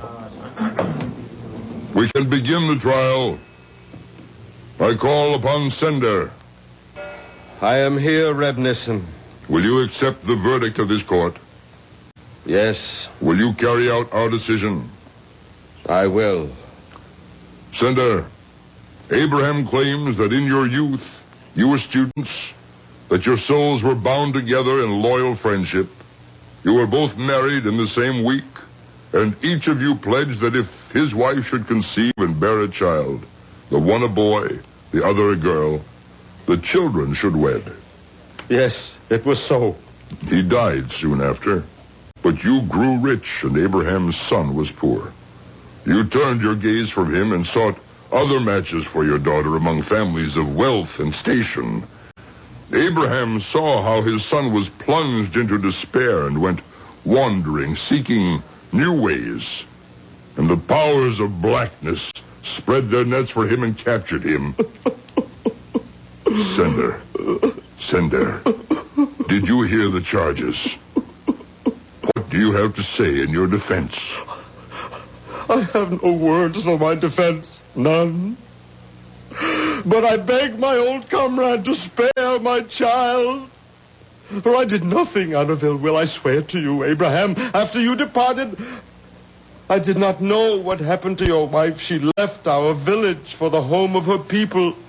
I never knew she had a son. Abraham asks why, when his son was received into your home, sat at your table, you never inquired who he was. I do not know. But I can swear I was always drawn to him. Abraham declares that deep in your heart you recognize Simon. That is why you never asked who he was. You sought riches for your daughter, and in doing so, you thrust his son into the abyss. I cannot say. I have no answer. This tribunal has heard the arguments and now delivers its verdict. Sender, you are held guilty on the charges brought by Abraham. You will give half your wealth to the poor, and as long as you live, you will light a memorial candle on the anniversary of the death of Abraham and Simon, and recite the prayers for as though they were your own children. Now, let us proceed with the marriage ceremony.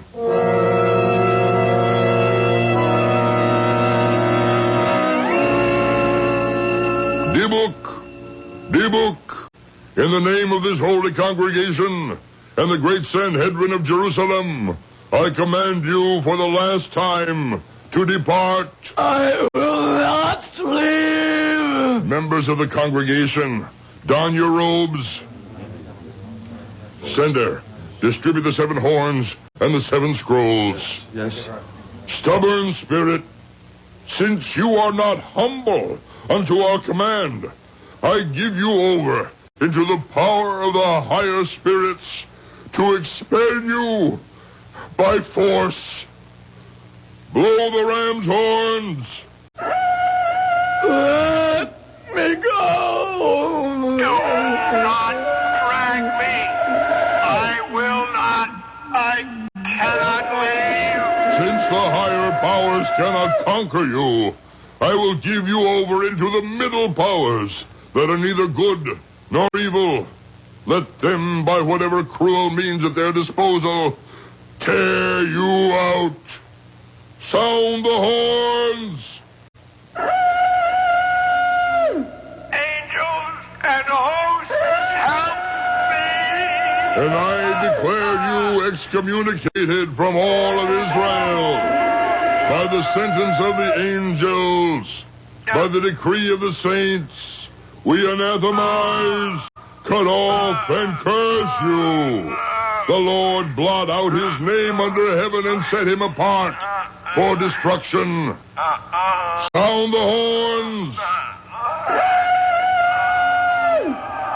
I can struggle no more. Do you submit? I submit. Do you promise of your own free will to depart and never return? I promise.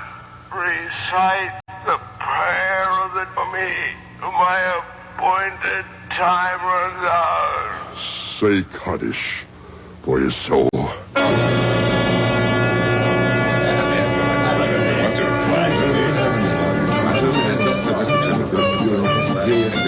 Oh, Father, I'm so sad. Help me. Do not be sad.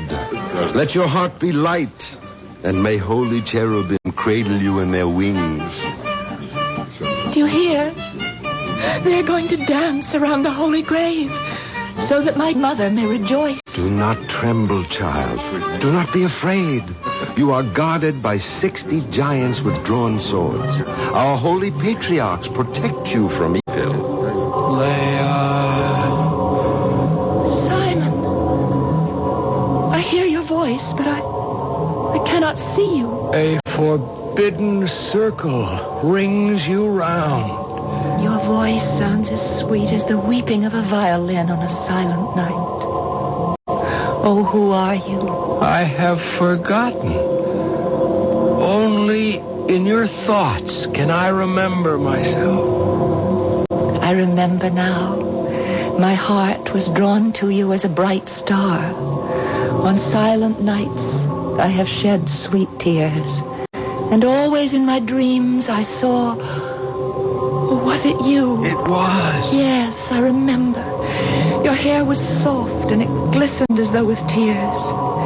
Day and night I thought of you.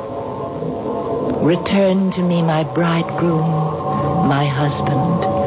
I will carry you in death in my heart.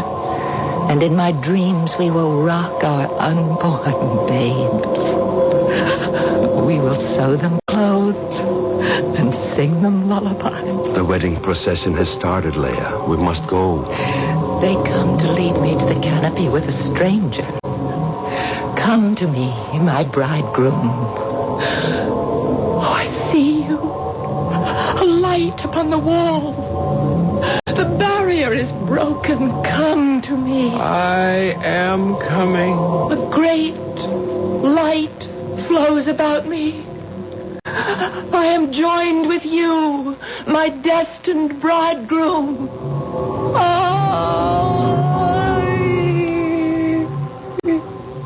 Too late. Blessed be the true judge. May their poor souls find rest.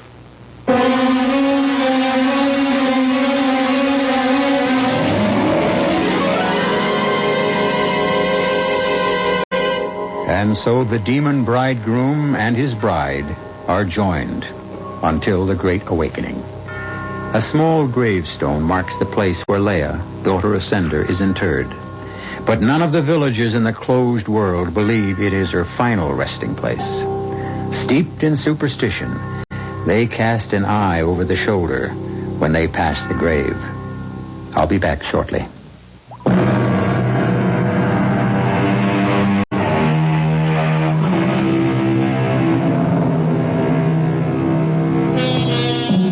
We scoff at the supernatural, but not in the dark, when strange sounds echo. And even the most rational of us find more and more natural what was once deemed the supernatural. Minds have been linked across great separations of space without visible means of contact. If mental telepathy and magic shapes exist, why not other forces still branded as the supernatural? Our cast included Norman Rose, Mason Adams, Marion Seldes, Nat Polan, Joe Silver, and Jack Grimes. The entire production was under the direction of Hyman Brown. This is E.G. Marshall inviting you to return to our Mystery Theater for another adventure in the macabre. Until next time, pleasant dreams.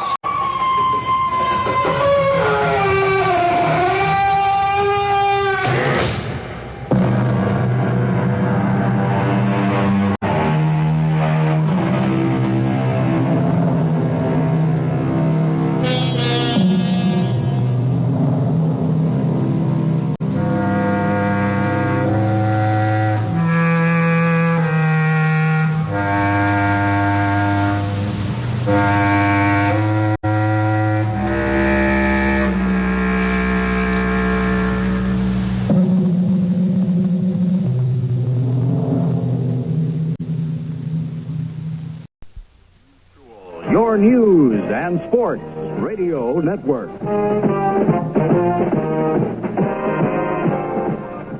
And now WBEN Buffalo, broadcasting at 930 kilohertz, begins another day of service to the Niagara frontier. Our studio to transmitter link, WEF90, operates at 949 megahertz. Tonight's Mystery Theater is brought to you by A.M.A.'s, downtown, and 6 suburban stores, including the new Lockport store. The CBS Radio Mystery Theater presents...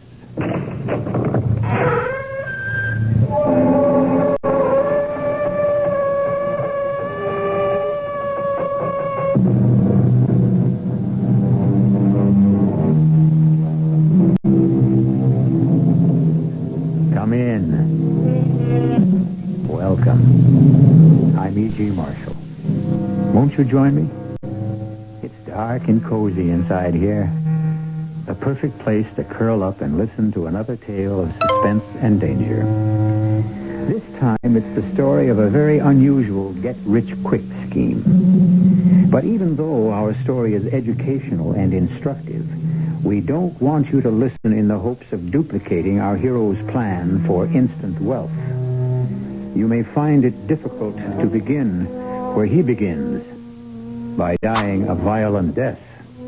Because after that, what do you do for an encore? Jerry, this is crazy. You'll never get away with it. I am getting away with it. But they'll find out. No, they'll never catch on. And before I'm through, I'll be the richest man in the world.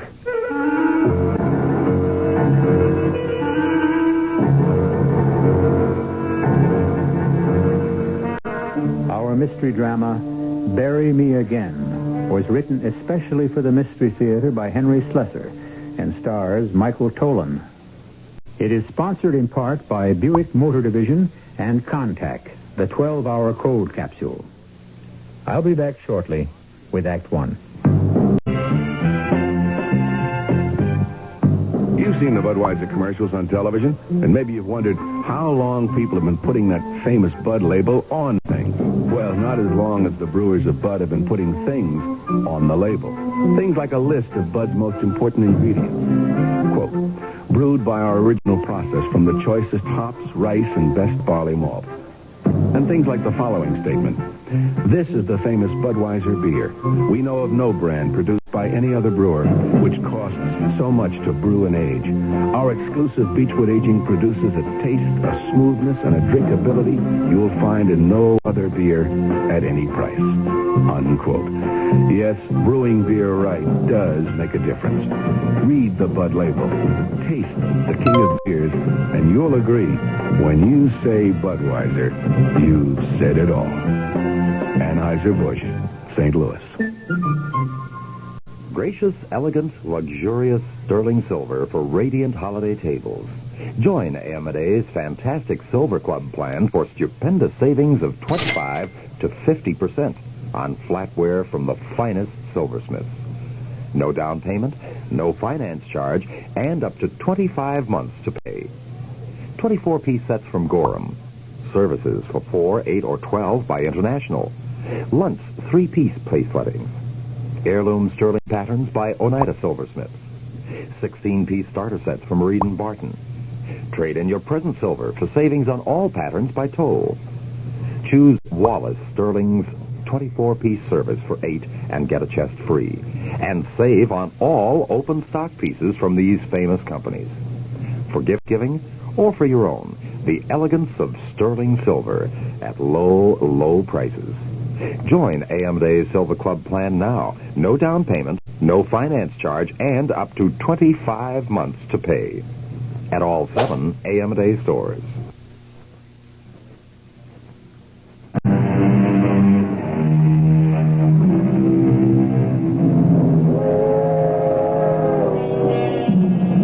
Some people think that the sound of a train whistle fading into the distance is probably the most melancholy sound in the world.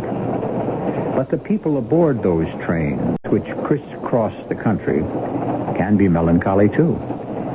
As the cracked Chicago Express streaks into the dark stretch of track between Union Station and the town of Fairmont, one of those passengers is staring gloomily into his own reflection in the soot-darkened window. It may be interesting to follow his thoughts. Minus $10,000. Minus $10,000. That's where I'm at after 36 years of living.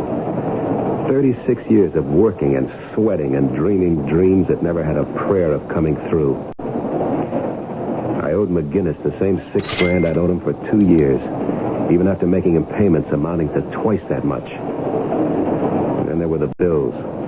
The dentist, the credit card company, the automobile dealer. No, I could scratch that one. The car had been repossessed just the other day.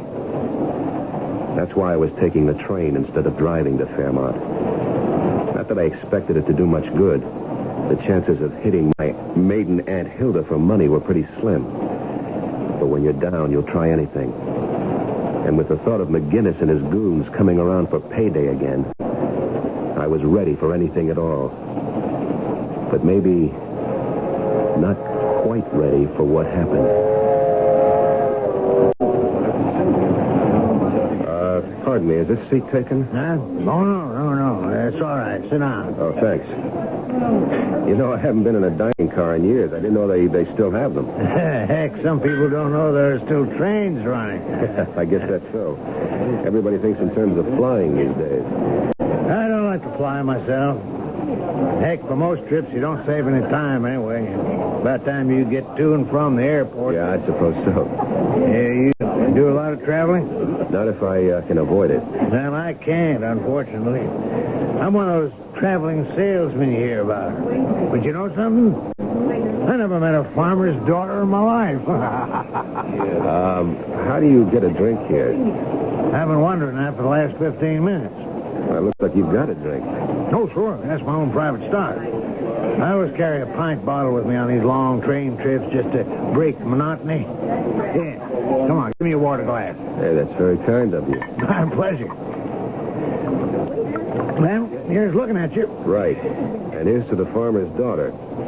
Maybe you'll meet her this trip. Just hope my wife doesn't find out.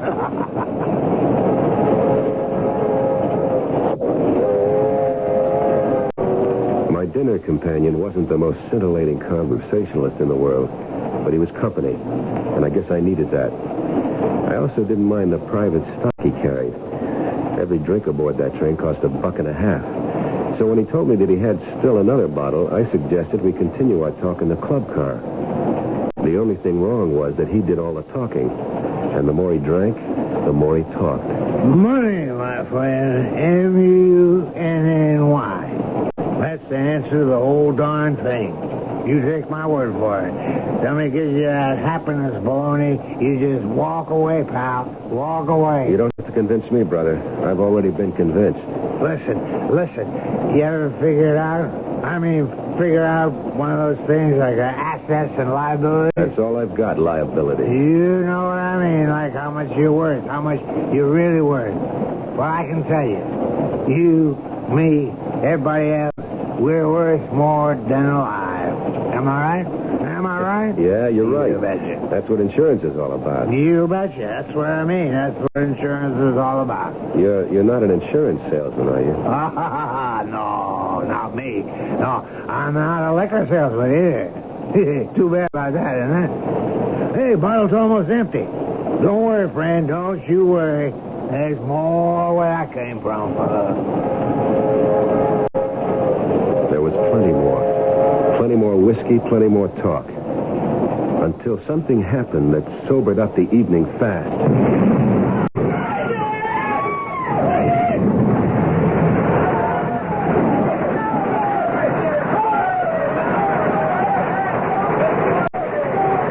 I don't know how long I was unconscious. Judging from the things that were happening around me, it couldn't have been more than a few minutes after the crash. After the express had plowed into the freight train and had somehow been switched into its path. I felt lousy, but I was still in one piece. When the impact came, I fell against a leather sofa, and it toppled over me. When the hard stuff came down, I had a built-in bomb shelter. Nobody else around me was so lucky. I saw the traveling salesman, and I knew he was never going to meet that farmer's daughter. Then, I saw something else. The money that peeked out of his wallet, still nice and green. I had the sense to grab the wallet before I crawled out of the overturned car. I stood up as soon as I felt cold air on my face. Within seconds after I left the wreck, the tiny fires that had been burning all around got together in one giant ball of flame.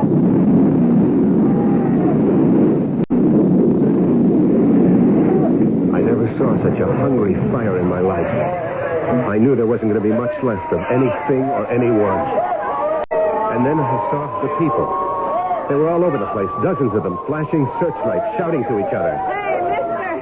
Hey! Yeah? What is it? Are you okay? Yes, I'm all right. I'm just a little shook up. Well, they're putting up a first aid station down this line. Want me to help you over there? No, I'm all right, thanks. No, I'd better take you there. Oh, well, okay. Thanks. Hey, listen, what town is this? We're just outside of Hopkins Falls. We heard the crash all the way to town. Sounded like a bomb went off.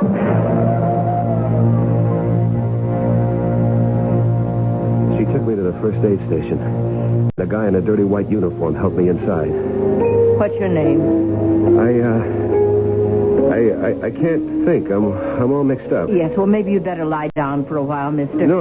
I'm okay. We're setting up a hospital station. We'll have a car take you there if you like. It'll be a while before the ambulance gets here. No, I'm not hurt. I'm just mixed up. Is it far to town? You're really in no condition to walk. Just tell me how far it is. Well, about a quarter of a mile in that direction. Thanks. That's all I want to know.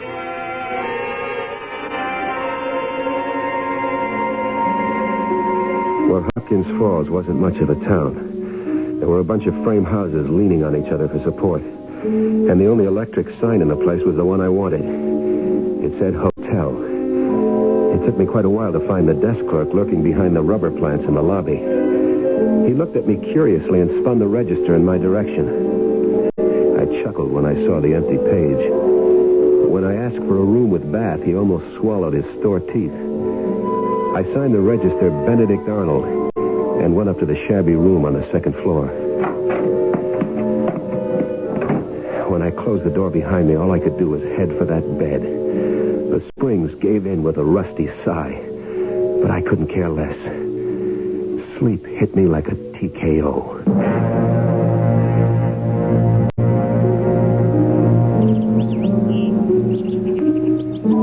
I woke up the next morning with a pain in my hip. At first I thought I'd broken a bone, but then I realized it was only the bulge of the wallet in my trouser pocket. I counted the money. $110. It would be enough for a little while. Then I picked up the phone. Hello, this is Mr. Arnold, room 202. You got any room service in this place? Yeah, breakfast. Yeah, that's exactly what I want. Fried eggs, bacon, toast, coffee. Oh, how about the morning paper? The paper in yet? Any news about the wreck? Fine, good. Be sure to send that up, too.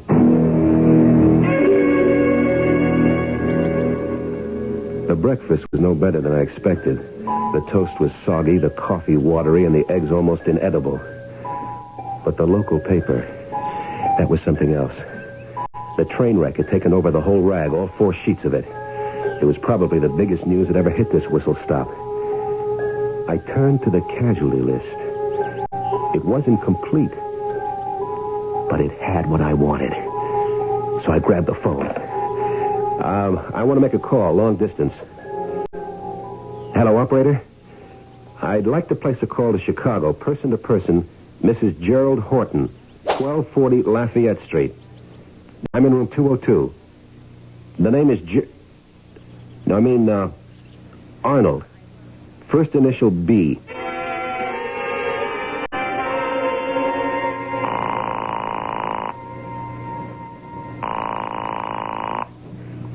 Hello? Myrna? What? Is that you, Myrna? Who is this? Is anybody with you? It's Jerry. Jerry? Where are you calling from? A town called Hopkins Corner or something like that. Listen, are you alone? Well, yes, of course I'm alone. But why are you talking this way? Because this hotel has walls like tissue paper, that's why. Myrna, did you read about the wreck? The wreck? What are you talking about? The train, the Chicago train. It hit something, a stalled freight train. Dozens of people were killed. Oh, my God. Jerry, are you okay? Quiet. Yes, I'm okay. I got a little banged up. Nothing serious. Oh, thank God. But why aren't you in a hospital? I don't need a hospital. I told you I'm not hurt. I'm just... What? You heard me. I'm honey. What are you talking about? Myrna, listen carefully. There's been a mistake out here. A big mistake. And we're going to make the most of it, understand? No. Well, listen and you will. They got me down on the local casualty list. They think I'm... Do you get what I'm saying? They've listed me as... But how can that be? Well, I must have helped it along a little. I switched wallets with a guy. His was fatter than mine, but he had no use for it anyway. But then the whole train caught fire. He must have been burned beyond recognition. But the wallet was okay. Why, that's awful. You'll have to tell them. No, I don't have to tell them a thing. Why should I? But what for? Myrna, listen. What's the only valuable thing we own? What? You know about the insurance policy? Yes. $75,000. $75,000. More money than we could save in a lifetime. But we can't collect it. Not if you're alive. I'm going to stay, Myrna. Understand? Jerry. You're going into mourning for me. Then you're going to get a check for $75,000 from the insurance company. You're going to slap that money into the bank. Then we're going to wait a while and leave town. But you and me and the money makes 3. Now do you get it? Jerry, that's illegal. What do you mean illegal? We're only ripping off an insurance company, honey. That's what I call fair game. Well, we've just heard an old adage disproved, that men tell no tales. Obviously, here is one man who is doing exactly that. A tale of deceit and deception, and very possibly danger. We'll find out how good a job our friend does of staying when I return shortly with Act 2. If you take a look at the new 1975 cars, it doesn't take long to notice the European influence is strong. And to be sure, there are some new American cars that rival the Europeans, one being Buick's new Skylark SR. But don't consider a Skylark SR because of its touring car interior or its rather rakish profile. Consider it because it's It's a Buick, possessing many of Buick's nicer innovations, like the new Buick V6, a peppery little engine that spits out a plentiful amount of torque while sipping a surprisingly small amount of gasoline. And if you wish, Skylark SR can abound with creature comforts seldom found on cars this size, with available items like Cruise Master speed control, AM/FM stereo. But you've heard enough. Now you need to see and drive a Skylark SR. And try to remember, it's not a European touring car. It's a Buick. Buick, dedicated to the free spirit in just about everyone. The strangest thing happened last night when I was walking home from work. It was almost dark. And then I saw someone. A woman struggling to change a tire. I stopped. She stiffened. I think she was afraid of me. And then something strange happened. We talked. I mean, really talked. There by the roadside, changing the tire. She told me how scared she was. She wanted help, but was afraid of the kind of help she might get. I told her I had fears like that, too. And I think she understood. Then she drove away, and I didn't even get her name. But I listened to her talk, and she listened to me, too. And you know, that made me feel good. A word for active listening from the Mennonite churches.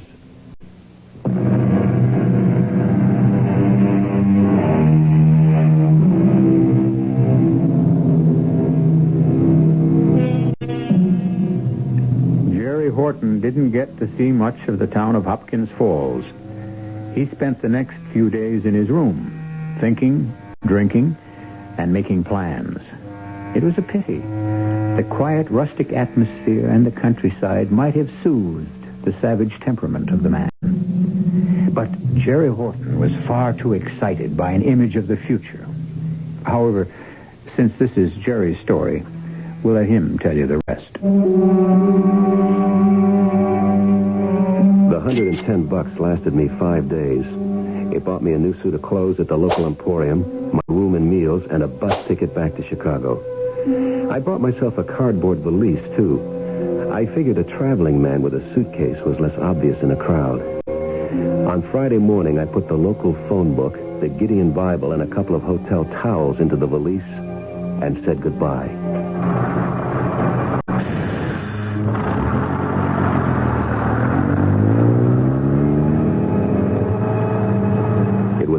Bus ride, but it seemed short to me. I had all kinds of things to think about. Plans for spending that money. Thinking about McGinnis's face when I finally handed him the $6,000 I owed him, all in one neat bundle. Hey, that was an idea. I put it all in $1 bills and make him stay up half the night counting it. And if I know McGinnis, that's exactly what he would do. And then I was back in Chicago, ready to call good old Myrna. Myrna? Jerry. For God's sake, don't say my name. Oh, I'm sorry. Are you alone? Yes, I'm alone. Where are you? At the bus terminal. Oh, I've been so scared. You have no idea how scared I've been. What for? Well, I'm just so nervous about the whole thing. What's been happening? Well, they sent your body back. The funeral was Tuesday. Good. Great. Was it a nice crowd? Well, not too big. Sandy and Jane couldn't make it, but Dorothy and Tom were there, and Mother was going to fly in from L.A., but I told her not to bother. I mean, well, it seemed silly. You didn't tell her anything? Well, no, of course not. Do you think I'm crazy? Do you think I could tell her that it was some perfect stranger I was putting in the ground? Oh, Jerry, it was awful. I mean, we picked out that plot together and everything. I was going to be right next to Never you. mind that stuff. We've got more important things to worry about. Living things. Oh, what are you going to do now? I don't know yet. I'm broke. I don't even have enough money for a hotel room. But you can't come here. I know I can't come there, but I've got to eat. So you got to help me. Look, you put about $300 in an envelope and address it to John Nolan, care of the Montgomery Hotel. Did you get that name? Yes. John Nolan, Montgomery Hotel. Don't write it down. You can remember it. Yeah, John Nolan, care of the Montgomery. I'll check in there this morning. Don't try to reach me. That's just asking for trouble. You got it? But what if somebody recognizes you? Don't worry about it. You know the Montgomerys out of our class. But try and make it small bills, okay? No use attracting more attention than I have to. Okay? Yes. Okay. Oh, Jerry, I hope we're doing the right thing. You'll see how right it is when that money comes in, Myrna.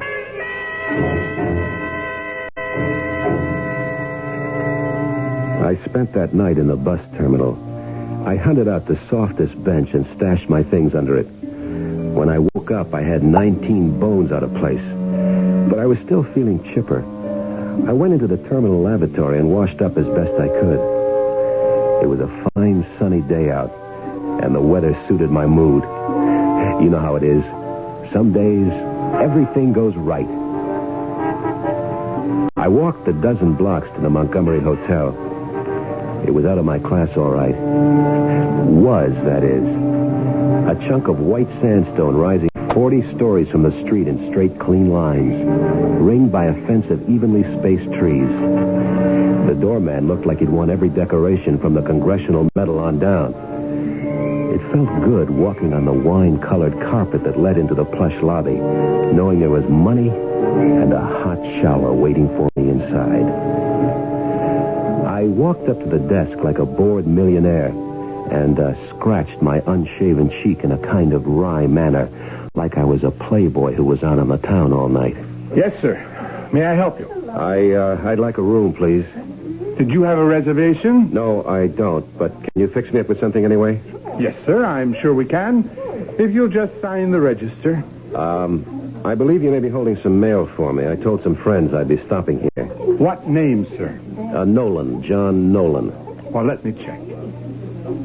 No, I don't see anything for... Oh, wait a minute. Here it is. Oh, thank you very much. Front.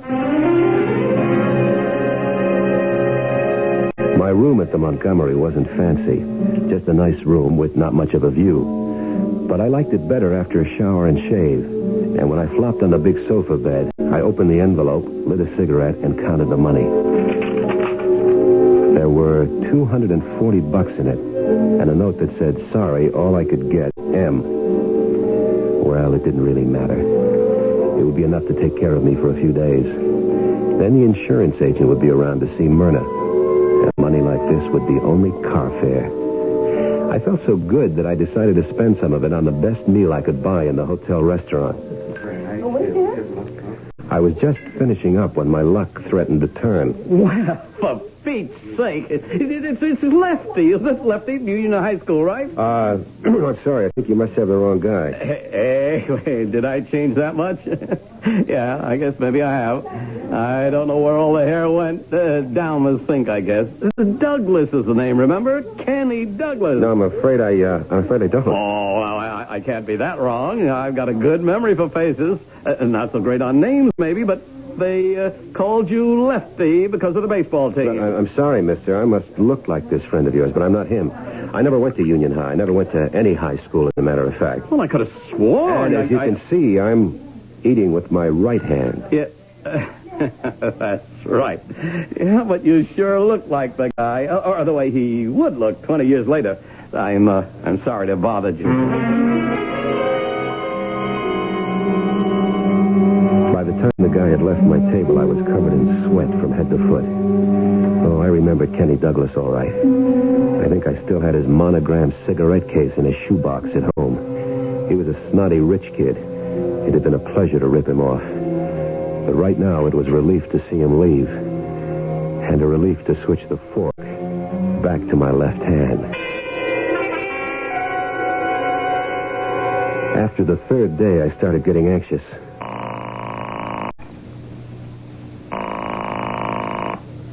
Hello? Myrna, it's Jerry. Can you talk? No, not right now. Some of the girls are over, you know. All right. Just be careful what you say. Just answer yes or no, understand? I can hardly hear you. Now just be quiet and listen. Has the insurance company contacted you at all? Yes. There's a man here only this morning. A man? Yes, from the claim department. Well, why are they sending somebody from the claim department? There's nothing to claim. Well, he was just the same. He said it might take a while before the payment was made. He was very nice. I don't care if he was tall, dark, and handsome. What's this baloney about it taking a while? Well, it's a lot of money. $150,000 is an awful lot of money. What are you talking about? Our policy was for $75,000. Yes, but there's a double indemnity clause, you see? I mean, the face value doubles because of you being... I mean, because of the accident. 150? My God, that's a fortune. We're rich. We're really rich. The only thing is, they have to make sure. Sure of what? The identification, don't you see? Everybody was so burned up in that terrible For wreck. Pete's sake, I was identified. I read my name in the paper on the casualty list. Well, he said it'd be all right. He said it was just a matter of a couple of days. It better be all right. I'm running out of cash. I won't be able to afford the hotel bill. I just can't send you any more money. I don't have a cent. All right. All right, then. But when you get that check in your hands, you better get on that phone right away. Understand? Yes, I understand. John Nolan, Montgomery Hotel. Don't do anything with the money. Just wait for my instructions. All right. I'll wait. But I'm still so scared.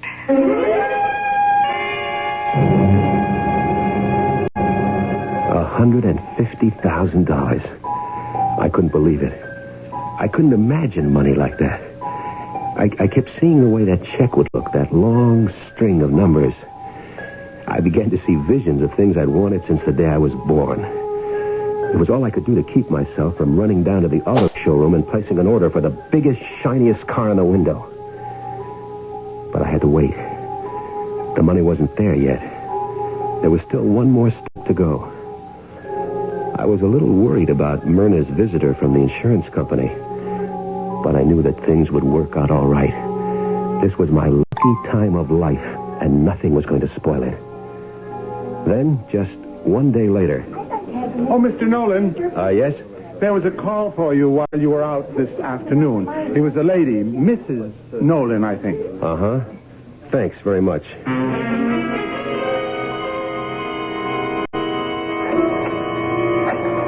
My hands were shaking so bad that I could hardly dial Myrna's number.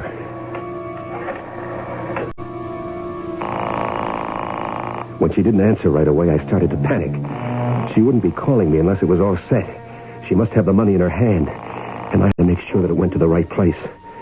It wasn't that I suspected Myrna of any hanky-panky. I had no reason to suspect her of anything. But who knows what someone will do when they're looking at a piece of paper that says $150,000. Myrna, it's me. Oh, thank heavens. I was getting so worried. Where were you? The phone must have rung 10 times. Well, I just got in this second. I was down at the insurance company. You went there to get the money? They asked me to come down, Jerry. I was so upset, I almost fainted. Well, don't worry about it. You're the grieving widow. You're supposed to be upset. But you don't understand. They didn't call me about the money. Only about, I don't know what you call it. Exhume something. What? Jerry, they want to open your grave. They can't do that. It's against the law. They said they wanted my cooperation. They asked me to sign a paper. Don't do it. Don't sign a thing. They can't force you to do such a thing. Well, they said that if I didn't sign it, they'd have to get a court order. They're bluffing. They can't do anything like that. They've already identified that body as me, and once is good enough. Oh, Jerry, what should I do? What should I tell them? Should I get a lawyer? No, don't get a lawyer yet. Let me think. Let me figure out something and call you back. There's got to be something I can figure out.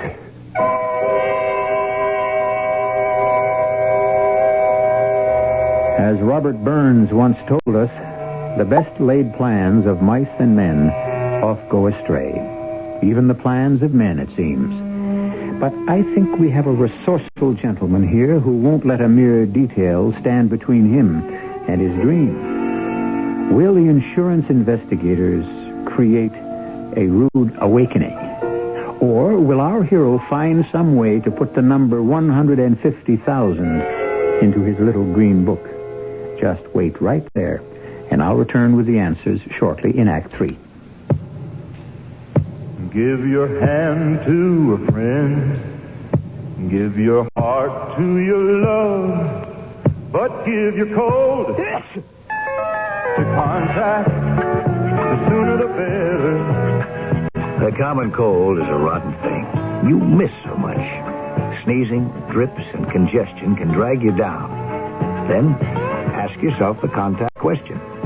6 or 3 or 1. You'd need 6 cold tablets, 2 every 4 hours, or 3 ounces of Cold's liquid, 1 every 4 hours, or just 1 contact for up to 12 hours continuous relief of those symptoms. That's daytime, then nighttime relief. Both the others have things for aches and fever, and the liquid, something for coughs. Not found in Contact 600 Tiny Time pills. Give your code to contact. 6 or 3 or 1. Take Contact. Only as directed. Who knows what troubles lurk in the hearts and minds of consumers? The man from the Better Business Bureau knows. Oh, Irene, this new sofa is gone already, and... Why, what's that inside the cushion, John? Oh my heavens, it's crumpled newspaper. How did we ever buy a sofa like this? What can we do? I'll tell you what to do. Who are you, sir? I'm the man from your Better Business Bureau. When you shop for furniture, it's what's inside that counts. Fancy coverings can hide a variety of shoddy workmanship. Read the law label that must be stitched to the furniture.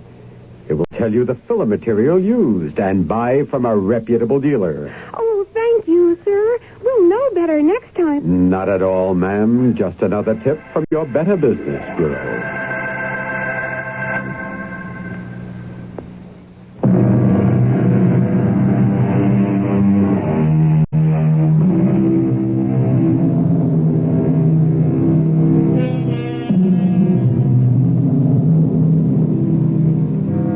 It's a time of tension for the man in the Montgomery Hotel.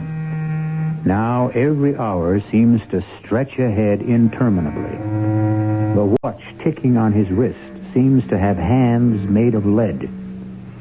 But as he paces his hotel room, smoking endless cigarettes, downing pots of lukewarm hotel coffee, he seems to have arrived at no solution to his dilemma. And then...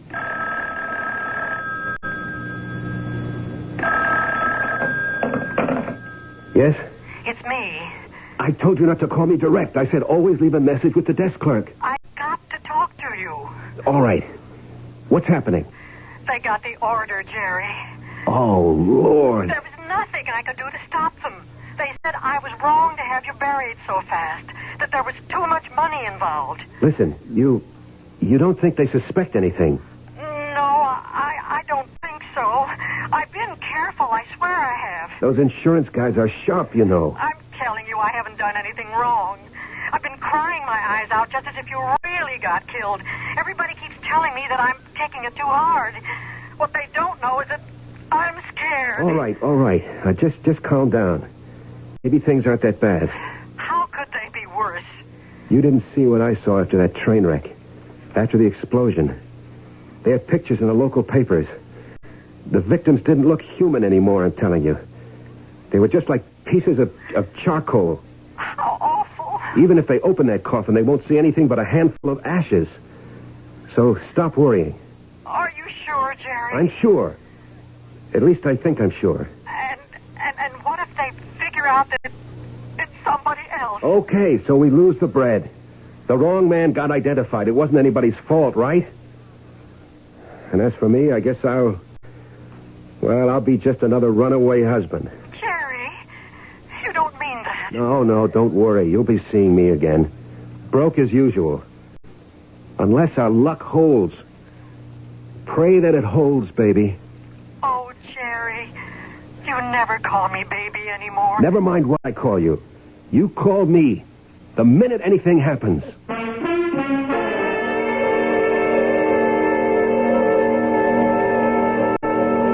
The next couple of days were the worst of my life.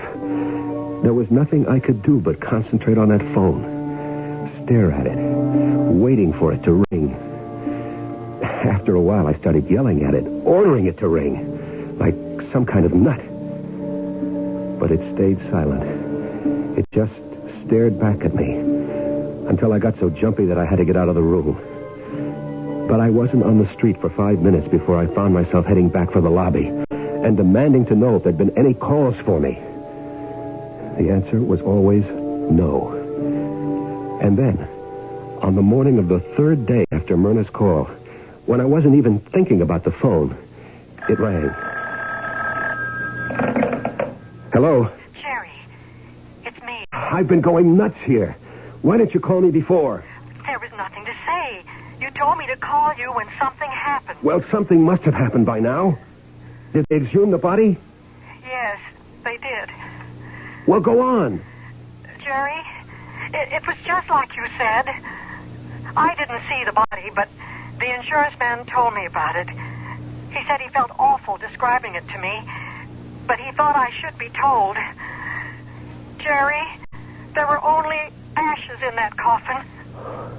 Thank the Lord. I was so scared, but it's all right now.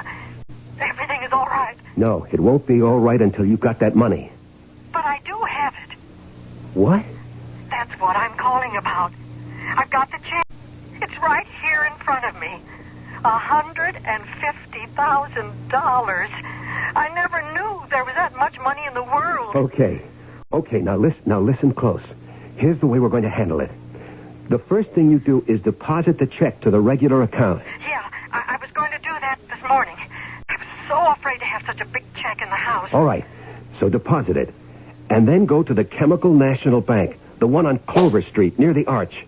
You know the one I mean? Yes, but what for? Just listen and do what I say. You go to that bank and say you want to open a joint savings account for you and your husband. Only now, you're Mrs. John Nolan. Understand? But I can't open an account by myself. Yes, you can sign all the papers there, and then collect the forms that I have to sign. Understand? Yes, I see. Put all the forms in an envelope and send them to me here at the Montgomery. All right. I'll get them in the mail as soon as possible. No, you can drop them off in person at the desk. The Montgomery is right around the corner from the bank. Leave it at the front desk for Mr. Nolan. But I don't see how that'll work. Why don't I just cash the check? Shut up and listen to me. This is the safest way to handle it. Once you have the money deposited in a regular checking account, you can write a check for the whole amount to John Nolan. There. Now do you get it?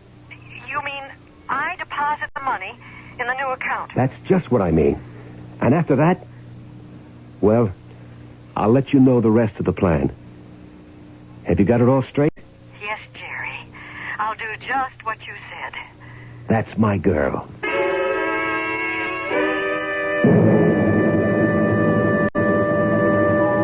It was cloud nine time. I felt like I was floating. Like I was drunk on expensive champagne. And it wouldn't be too long before I was. I was mentally throwing out every shabby suit in my closet and replacing them with custom-made threads.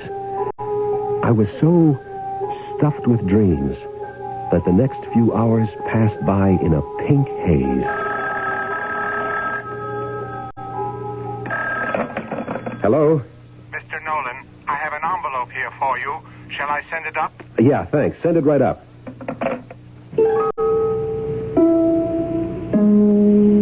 Myrna had followed her instructions perfectly. I filled out the joint account application, signed John Nolan in a sweeping hand, and then took the forms to the Chemical National Bank myself. I wanted them to get a good look at me, because they were going to be seeing me again very soon. Getting cool again, isn't it? Yes. Looks like it'll be a short summer, doesn't it? Uh-huh. Now, let me see. How much are you depositing initially, Mr. Nolan? Well, my wife will be making the first deposit tomorrow morning. Uh-huh. It'll probably be a big one. See, we're buying a house, and so we're cashing in some stocks. Oh, I see. It's too bad we won't be leaving it in the account long enough to collect interest. I might have to withdraw most of it pretty quick. Well, easy come, easy go. That's right. Easy come, easy go. She didn't know how funny that was. And 2 days later, when I strolled back into the Chemical National Bank, The joke was all ready for the punchline. I had the passbook in my hand and happiness in my heart when I walked across the marble floor to the teller's cage marked MNO. I caught a glimpse of the bank guard's dark blue uniform. He was fat and lazy. I stepped up to the window and started to say hello to my girlfriend of the day before. But then I remembered I had a withdrawal slip to make out first. So I smiled apologetically and went to the glass-top counter in the center of the room. I copied the number from the passbook and filled out the amount. $20,000. No, I wasn't going to withdraw at all. I was smarter than that. All that bread going in and out so fast, that would attract too much notice. I was going to chip away at it, a piece at a time. Oh, hello. I see you didn't waste any time. Nope. Got to get that deposit down today. Uh-huh. $20,000. Well, I'm sure you want a bank check for that, won't you? Yeah, I'd better. I wouldn't want to walk around with that much cash. Oh, one moment. I have to see an officer. Take your time.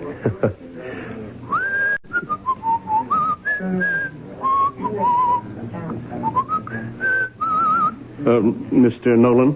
Yes? I'm Bill Harkness, assistant manager. Would you mind stepping into my office a moment? What for? Oh, it's just a technical matter regarding your account. Why, what's the matter with my account? The money's on deposit, isn't it? It says so in my passport. Oh, yes. Everything's in order.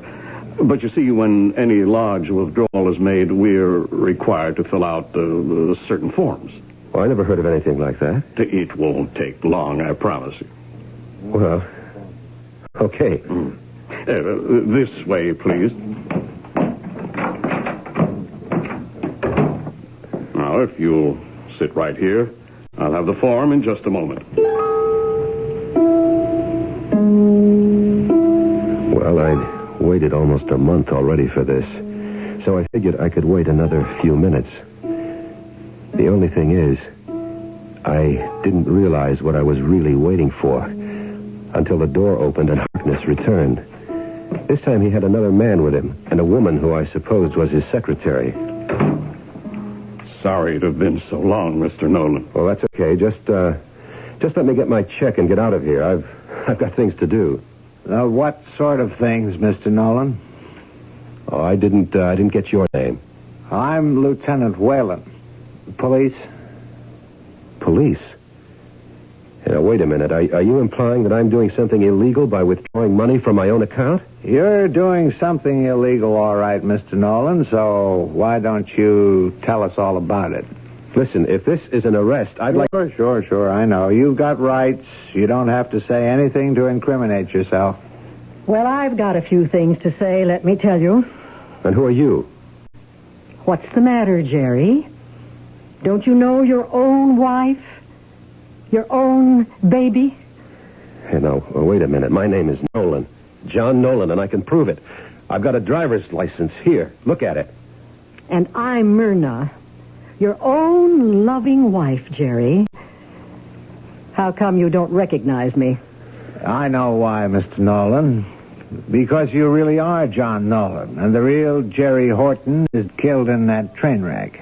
I should have guessed it the first time you called me. You imitated Jerry's voice okay, and you always talked low. But I should have known you weren't my husband. You took his wallet. That's how you knew how to reach his wife. Mr. Horton must have told you about his insurance policy. But how did it happen? How did you find out? It was the autopsy. It was when they dug up the body again and proved that it was my husband. It was the teeth that did it. And that's how we identified the body, by the dental work.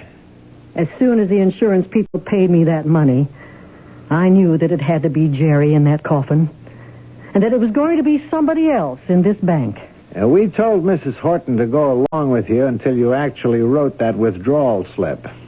And that's all the evidence we need, friend. Well, you can't blame a guy for trying, can you? So I guess the money is all yours, Mrs. Horton. Myrna. Congratulations.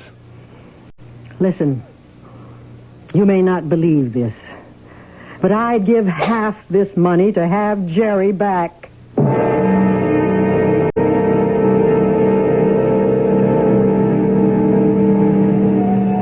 Of course, the moral of our story is that crime doesn't pay, even if the insurance companies do. And now you see why we don't recommend our hero's method of getting rich. Because now, Mr. Nolan is going to be going somewhere that boasts no champagne, no fancy cars, and very little change of wardrobe. I'll be back shortly. How many things can your family do together? Go to a movie? Go to a circus? Go on a picnic? Go on a vacation? Face it, in today's America, family fun is hard to come by. And with busy schedules, just getting the family together is not an easy thing to do. How would you like to have a little family fun every week? How would you like to learn together? How would you like to grow together? And how would you like to help your son get an edge on growing up? Cub Scouting is helping families like yours be a family. It sure helped ours. Today's Cub Scout program is just as much for families as it is for boys. So when your son wants to join a Cub Scout pack, remember to take along the whole family. That's what Cub Scouting is all about. For the Cub Scout pack nearest you, call the Boy Scouts of America. They're in the white pages of your phone book.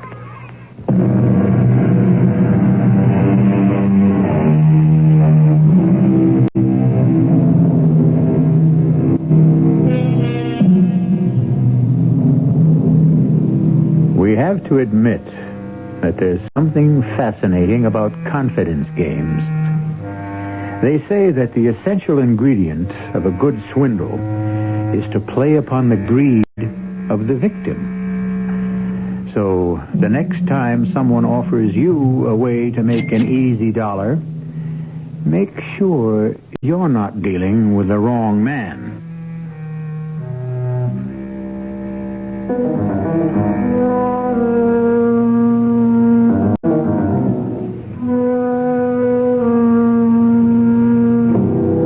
Our cast included Michael Tolan, Vicky Vola, Gilbert Mack, Mary Jane Higby, and Robert Dryden. The entire production was under the direction of Hyman Brown. And now, a preview of our next tale. What do you have in the pet carrier box? I hate to tell you, but... Oh, dear, not again. I'm afraid so. Oh, you are so careless with pets, Hugo. There's 4 cats already this year. You'll want to bury this one out by the roses, too. If I may. Well, it's getting a wee bit crowded, but I'm sure you'll find a nice little spot. What happened to that pussycat of yours, Hugo? She had an accident. Oh, what sort of accident? To tell you the truth, she sort of lost her head. Oh, you leave your door open and your poor little cat rushes out into traffic, particularly on that busy street you live on. What do you expect? Well, dear, you'd better hurry. It's getting dark. Yes, that's what I was waiting for. Radio Mystery Theater was sponsored in part by Anheuser-Busch Incorporated, brewers of Budweiser.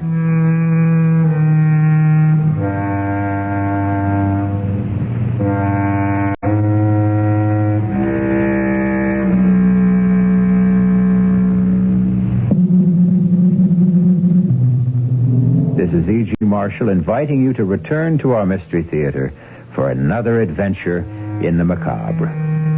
Until next time, pleasant dreams.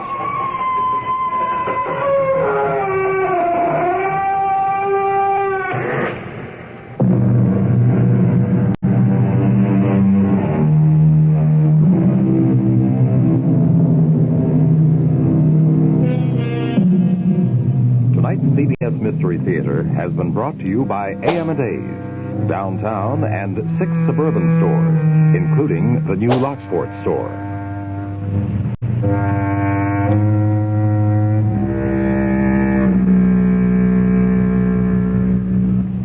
This is WBEN Buffalo.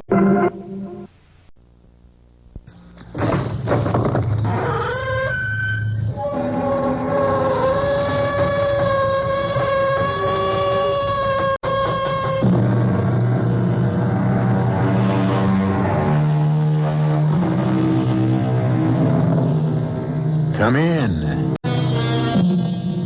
Welcome. I'm E.G. Marshall. I'm sure you will agree that almost every religion holds that the soul is immortal and recognizes a life after death. However, we're going to be telling you about people who believe in reincarnation, and they have a somewhat different approach to immortality. Those who believe in reincarnation are convinced that your soul lives on in another person's body in a later life. Some men and women even claim they remember bits and pieces of their former lives. I see a gallows. It's a hanging. I can hear the creak of the gibbet and the rattle of chains. I hear them plainly. There are people watching. People dressed strangely. Dressed in clothing of a different century. Some of them are eating and drinking. They're enjoying watching a man hang. A man like me. Me. David Matson, who lives today. I see them. And they're hanging. And I know I was there. I was there.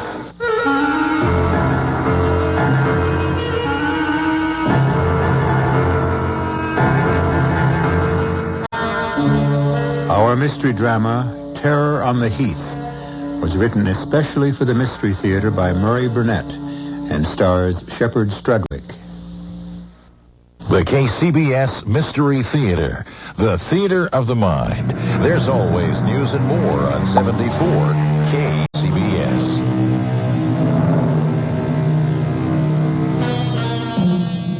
Are you a browser? I mean a browser in a bookstore?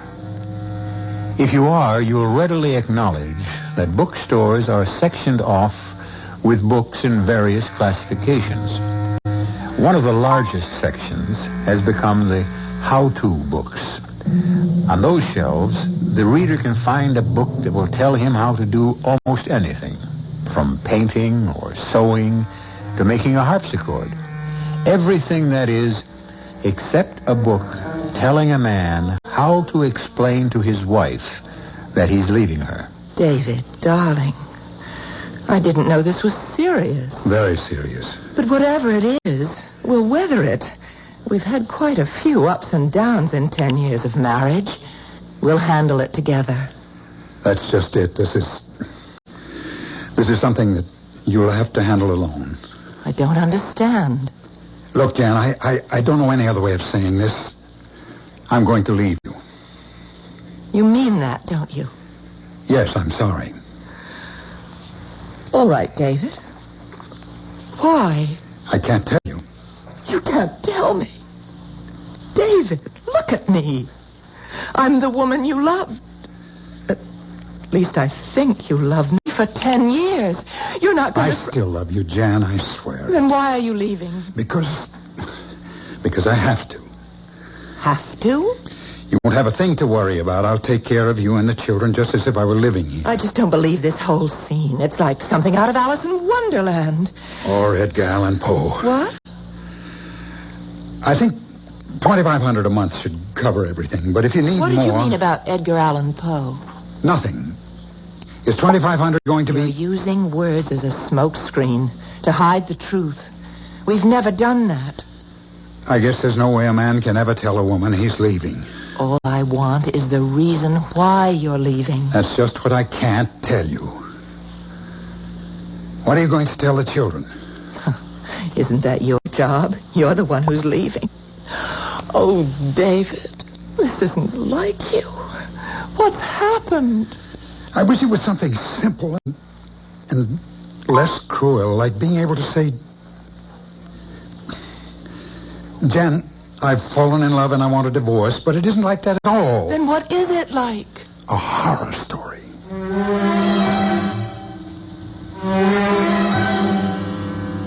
No secretary's going to tell me that Dave Matson's not into me. He'll see me and he's going to... It's all right, Miss Manners. I'll see Miss Anderson. Come in, Lon. Oh, thanks. Now, what's this business about your leaving Jan all about? I suppose this couldn't be avoided. Why would you want to avoid me, your best friend? What is all this stuff about horror stories and Edgar Allan Poe? Oh, it's just a figure of speech. Oh, sure. Just enough to make you walk away from what I know was a good marriage. Thanks, Lon. And you're going to tell me why you're doing it. But only if you give me your solemn promise that you won't tell Jan or Cecily. But that's exactly... I know. That's exactly why you came. To find out and try to help. To tell Jan. But that's the one thing you can't do. Okay. You have my word. I'd like you to look at these photostatic copies of English newspapers of the 1850s. Are you kidding? Read them. Hampstead Heath. Terror strikes again. Vicious killer claims 8th victim. 9-year-old girl stabbed to death. Look, David, I don't see what these... Go on. Well, but these are just more of the same. Police baffled by Heath knifings. Inspector Gregory of Scotland Yard brands slasher as sadist. That's enough to give you the general idea. Yes, it's also enough to confuse me thoroughly. What the devil? The devil. That's a good word. Ever hear of reincarnation, Lon? Oh, no. Now, wait a minute. You're not going to try to make me believe that you... are the 20th century reincarnation of this madman. And that should make it obvious why I must leave Jan and cannot tell her why. And you believe this on the basis of these newspaper clippings? Not quite, Lon. There's more, much more. It was incredible to me at first. When was first? About 6 months ago. I read a book by Robert Ripple, a book that was a factual account of the lives of 3 notorious criminals of the 19th century. I was impressed by the writing and by the author, an assistant curator of the 19th century wing of the Museum of English History. There was one criminal in particular that fascinated me. I somehow felt I knew him. This Hampstead Heath knifer? Right. And that was when I had the first dream. Dream? Yes.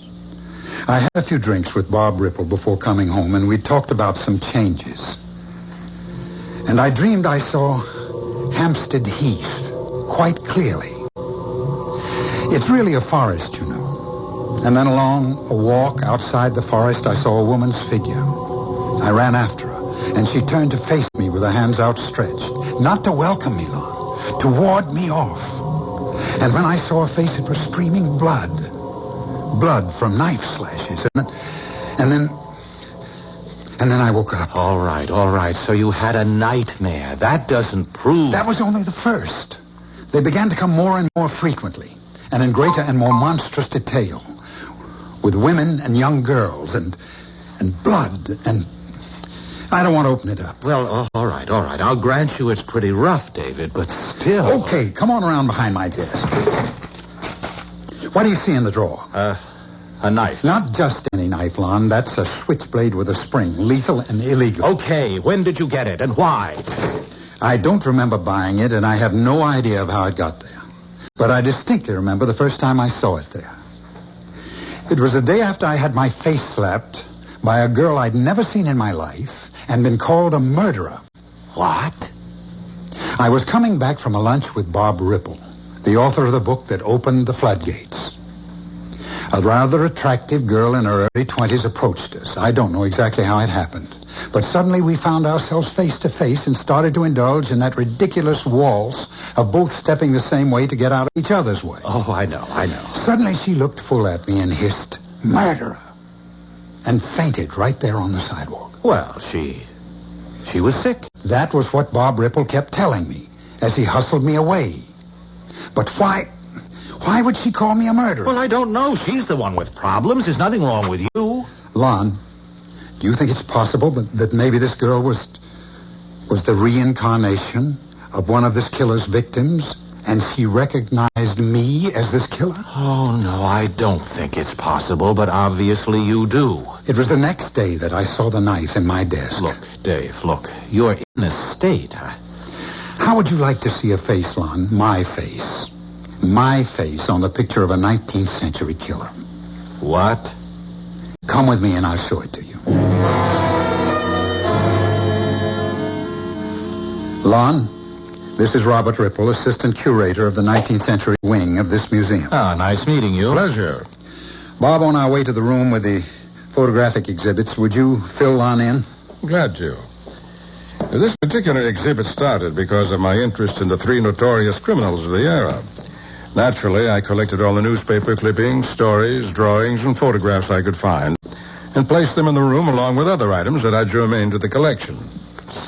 Now here are exhibited the daguerreotypes of some of the fabulous characters of the period, along with the criminals. And here on. Take a look at this daguerreotype and tell me what you think. Let me see. Well, good-looking guy, nice face. And if you want me to say he looks like you, I'll say it. There's a great resemblance. All right, who is he? You tell him, Bob. That man is Charles Mason, otherwise known as the Terror of Hampstead Heath, the killer who was hanged at Tyburn. December 9th, 1841. I can remember. I can almost hear. David, let him go back. Let him remember. You can hurt him if you try to bring him back now. I can hear the wind and the creak of the gibbet and the chains and the people shading their eyes against a cold sun, looking up to see what kind of monster was suspended in air, paying with his life for the slashed and bleeding bodies of the women he had mutilated. Good Lord, have you seen him like this before, Ripple? Only once. So what do we do? Nothing. If it follows the pattern of the other time, he'll come out of it soon.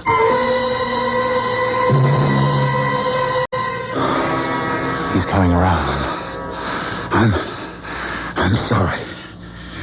I guess I made a fool of myself. You couldn't help it, Dave. Well, Lon, what do you think? Well, self-hypnosis. What? Self-hypnosis. You read Ripple's book. It impressed you. You became involved in the several hours you were here. You saw that daguerreotype that resembles you. And now you've hypnotized yourself into believing that you're a reincarnation of a murderous madman. I don't blame you for not wanting to believe I'm the reincarnation of a killer like Charles Mason. Look, what just happened was frightening, but not necessarily any proof that you're right. Mr. Ripple, did you write about the hanging of Charles Mason? Oh, certainly. And there was nothing Dave said that he couldn't have gotten from reading your book, huh? Yes, that's right. Or some of the other books I showed him. There have been many graphic descriptions of the hangings at Tyburn. Well, there you are, Dave. I wish you were right. Dave. Yes? I've thought of something that might just solve your friend's problem. All right, let's hear it. One of the most horrible of Mason's crimes was the murder of a young lady named Letty LeGros in 1837.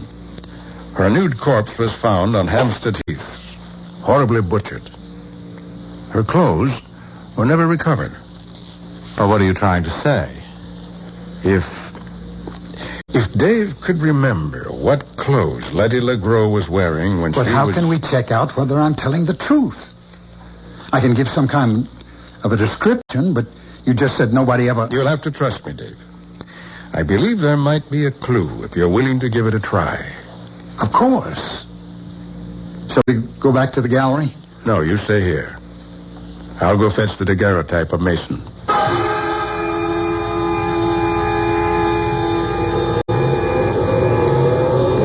It's hard to see because there's a storm brewing. I see the leaves blowing and the trees bending. There's something else. A figure. A woman. Oh, please. I mustn't slip or fall. He's following me. I know he's following. Oh, dear God. Help me. Help me. I see something glowing. A dress. Yes. It's a dress. A long dress. The girl is holding it up as she's running. I have to catch He's it. gaining. He's closer. I can see the gleam of the knife. The dress. What color is the dress, David? Can you see? She's gone now. Gone. The color of the dress. Was it white? No. Not white. It was yellow. A yellow dress with a pale matching scarf and a lace handkerchief. The handkerchief is white, but the dress is yellow.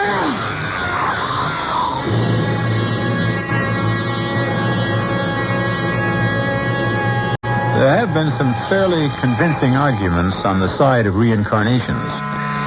There are a number of reputable people who insist they can recall bits and portions of a life lived in another time. I know one young lady who vividly recalls a life as a waitress in Jamestown during colonial days. But I don't know of anyone who can recall being a murderer. I'll be back shortly with Act 2.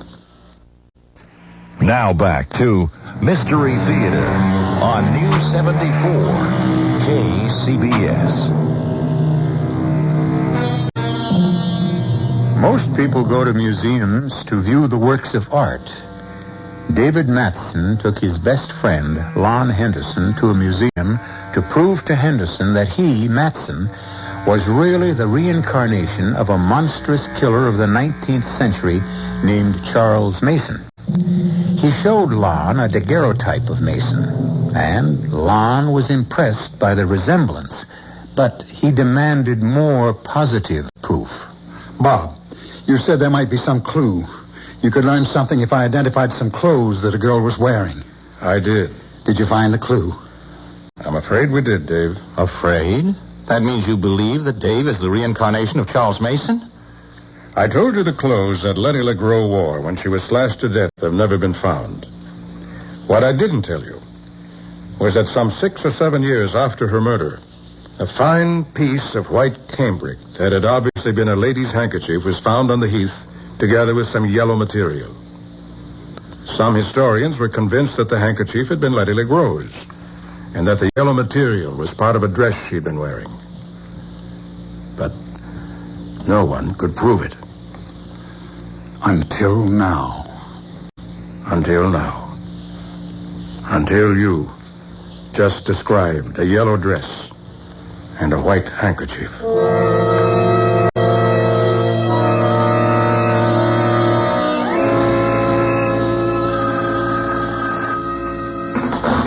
Hello? Mr. Robert Ripple? Speaking.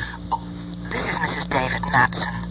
You don't know me, but... The wife of the publisher? Yes, that's right. I'd like to come and see you. What about?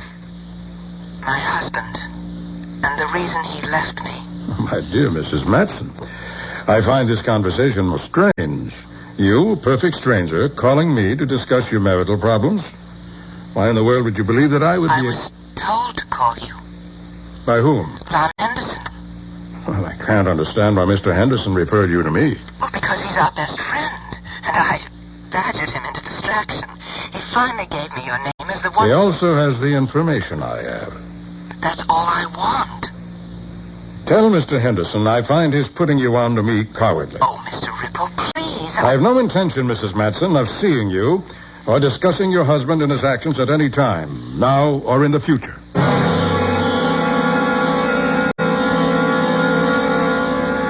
I must thank you, Mr. Ripple, for your courtesy in showing me so much of your part of the museum. Oh, not at all, Mrs. Larson.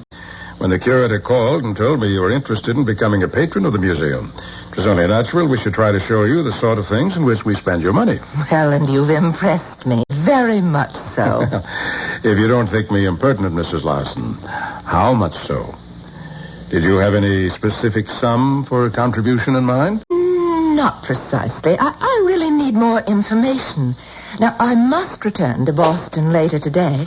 So, well, I just want to thank you for making time for me in your busy schedule. Pleasure. Oh, wait. This picture... daguerreotype, Mrs. Larson. Well, whatever. Now, this man, he looks so familiar. Who is he?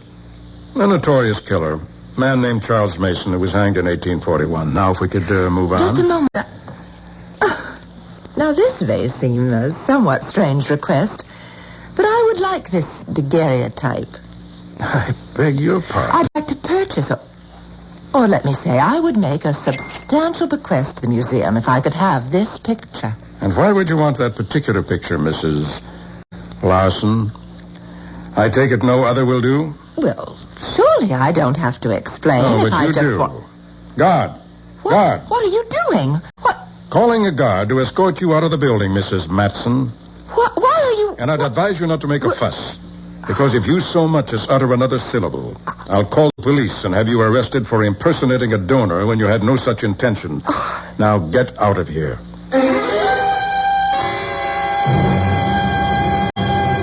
I honestly wish I could help you, Mrs. Matson, but as I told you before, Mr. Henderson has been on the golf course all afternoon. But I told you to get a message to him that it was a matter of life and death. Well, we have tried, Mrs. Matson. I don't know why he hasn't called or even if he received All the right. message. Now listen, tell him I'm coming out to see him, and he should wait there for me no matter what happens.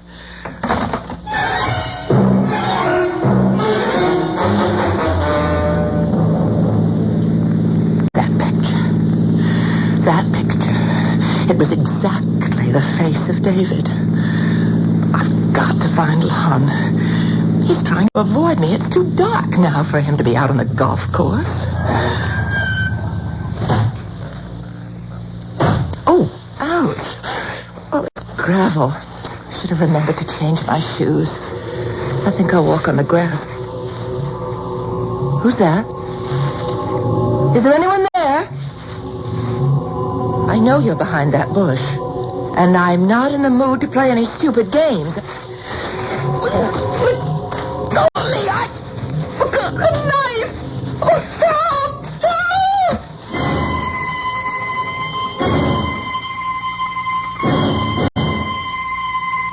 Oh, Jan, do you realize that guy could have killed you? I don't know. I don't know why he came at me. But I'm very glad you got there when you did. Well, I didn't. I missed catching him. Didn't you see his face? No, he came up from behind me. He circled around the bushes. Oh, I see. Do you think you should stay in this house alone? Well, why not? It's my own home. But, Jan, you're not completely recovered. I appreciate your concern. They'd never have let me out of the emergency room at the hospital if they didn't think I was okay. The arm is bandaged. It doesn't bother me at all, but you do. Me? Why did you send me to Ripple? Oh. Jan, how much do you know about reincarnation? You mean the belief that your soul lives on in someone else's body after you die? Yes.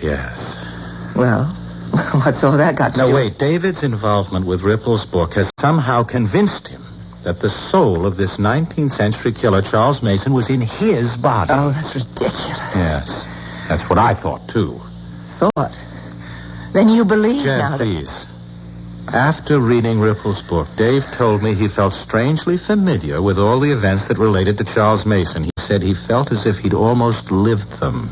He went to the museum to talk with Ripple about this strange phenomenon, and then he saw the picture. And? Well, you saw it.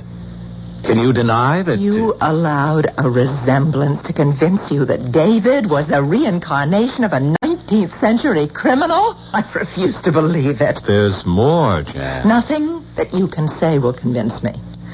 Reincarnation of... Listen, people have been arguing about whether there really is such a thing as a soul for centuries. Now listen to me. David looked at that picture and went into some sort of a trance. He recalled actual scenes and incidents from more than 100 years ago. David is a bright man with a vast store of knowledge. His subconscious must retain his readings from hundreds of books and manuscripts. And then because of some quirk and his vivid imagination, he's able to recall it. I know. I felt the way you did, and I brought up the subject of self-hypnosis. It was then that David described the clothing of one of Mason's victims. And that's one thing he couldn't have read or heard anywhere. Then you must believe that David was right to leave me. Well, he loves you. What else could he have done? Trusted that love, trusted our years together, trusted the strength that's made our marriage work, and told me the truth and tried to work it out together. Well, how do you go about working something like this out? If David really is I'm not going to consider that possibility. You have to. Why? Because of that bandage you're wearing on your arm. Bandage? What's that? Somebody went after you with a knife. I know. And why would anyone want to slash you? I don't know. We live in a violent world. No, Jan. No, this happened at the club. This was no ordinary mugging. What are you trying to say? Look, are you sure there wasn't anything familiar about the man who attacked you? Something that might remind you of You are trying to make me think it was David, aren't you? You are trying to make me say it was David. You think it was David, don't you? Jan, look, please, we have Get to... out of my house. Well, please, be reasonable and... I said get out, Lon, and I meant it.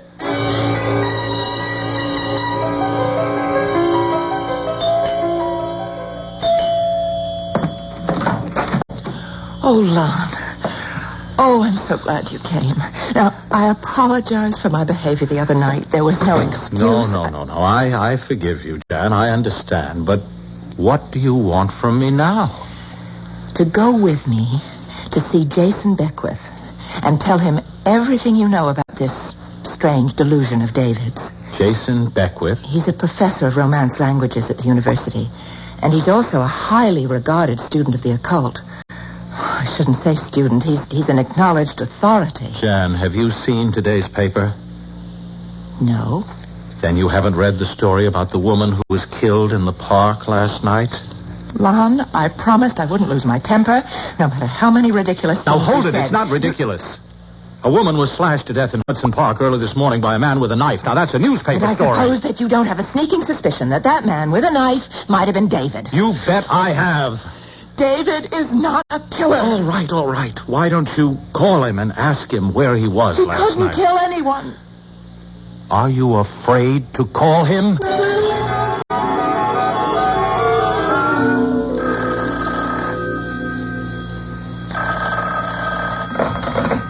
Hello? Oh, David, darling, how are you? Jan. Look, Jan, if you didn't get the check, I'm sorry, but I really been bombed out for the past few days. I don't remember whether... What kind of talk is that? Look, Jan, I'm not the guy you knew. Don't you try to tell me who you are, David. You're talking to the girl who married you. You just don't know what you're up against. But I do. I do know. You know? I know exactly what you believe, and I also know it's a lot of nonsense. Oh, darling, I want you to come home. Lon should never have told you. He betrayed me and did you no good. I can't face you now, ever. David, listen. Well? He hung up on me. Mm-hmm. And what about last night? He couldn't remember. Well, I guess he must have been drinking. Bombed out was the phrase he used. Which amounts to admitting that he doesn't have an alibi for last night. He doesn't need an alibi. David is not a criminal. He thinks he is? Well, he's getting a lot of support from some of his best friends. Jan, please believe I fought it. You weren't at the museum. You didn't see and hear what Yes, and you haven't lived with David for 10 years.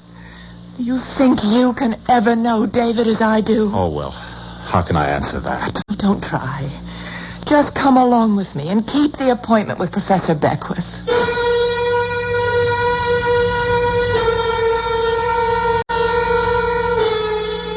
It's not unusual for a wife to believe in her husband.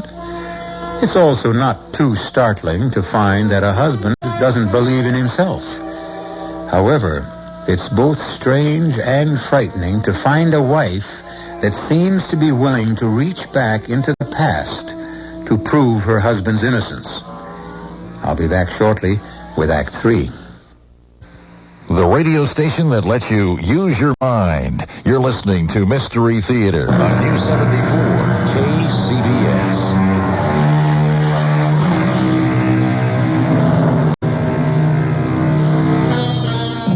The power of love against the power of death. The power of good against evil. Most of us like to believe that good will triumph, but very few of us are ever asked to put our belief to the acid test. Janice is doing just that. She refuses to believe the evidence that her husband David is the reincarnation of a 19th century killer. And she and her husband's best friend have come to an appointment with an expert on reincarnation and the occult. Remarkable. Most interesting. In fact, one of the most remarkable stories I've ever heard. Professor, you can take my word for it. I saw just what I told you. Nothing came from my imagination. My dear Henderson, do stop calling me professor, and do stop being so defensive. I know you told me the truth. You don't mean you believe David is a reincarnation of that killer? My dear Mrs. Matson. Jan.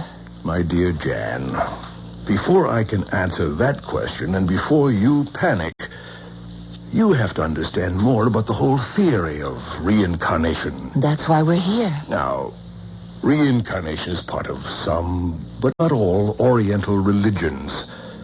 The belief that the soul needs to be reborn. And final liberation and release from this need is the highest possible achievement. But why is there a need to be reborn? Because of impurities in the soul. Oh, or sin, Professor? I'm sorry, Mr. Beckwith. The final liberation of the soul, Henderson, is possible only for a human being who has attained purity of thought.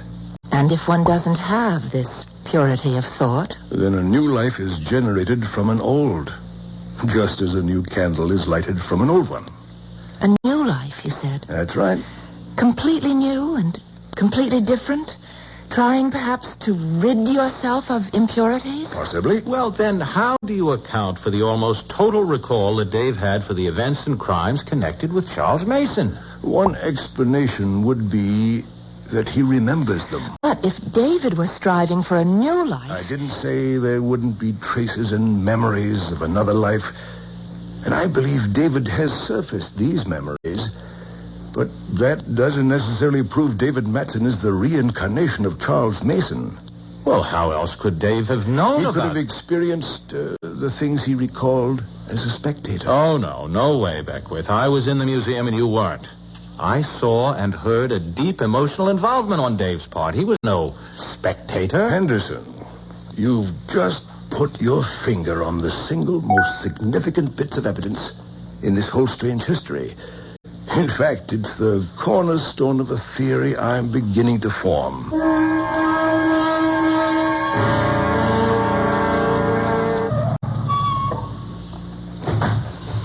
Come on, Lon. Now, look, I feel like a criminal. Now, don't be silly. But I'm setting David up. He thinks he's going to see me, and wait till you see the look he gives me when you walk into his office. Come on. Where are you going? We're going in the back way. Oh. If I pass the desk, the receptionist will phone David. Oh. You know, Jan, you're really something else. I just hope that just David... let me worry about David, Lon.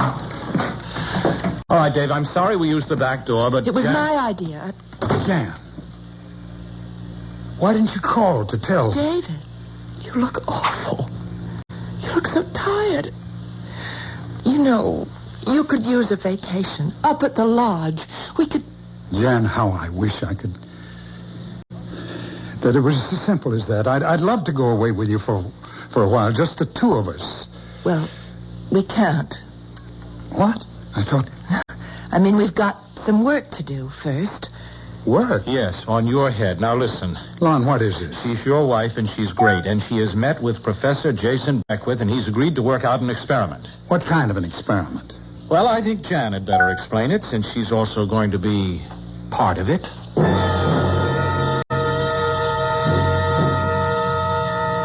Sorry, Jan. It sounds too risky. But, darling, I've told you. It's a controlled experiment. Who's controlling it? Beckwith? Yes, and Lon will be there, too. The plain truth, Jan, is that I'm afraid. Well, of course. And you're afraid to come home, and you're afraid to see me alone, and you're afraid to face the night.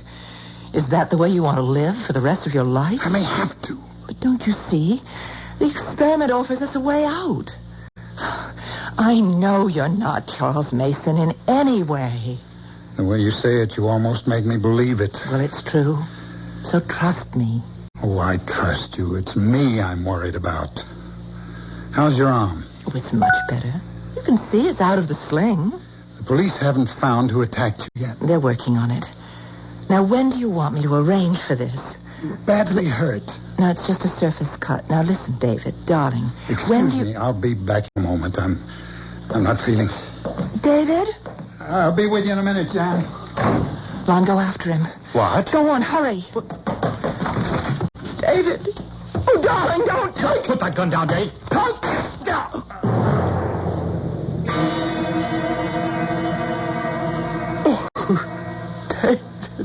David. Why did you grab my hand, Ron? Why didn't you let me kill myself? Because that's no answer. You asked about the alternative, and this is the one that takes care of everything. Are you sure about that? What? Who are you? This is Jason Beckwith, darling. We sent for him after your stupidity. I knew exactly what I was doing, and I knew why. Then explain it to us. I don't have to explain anything.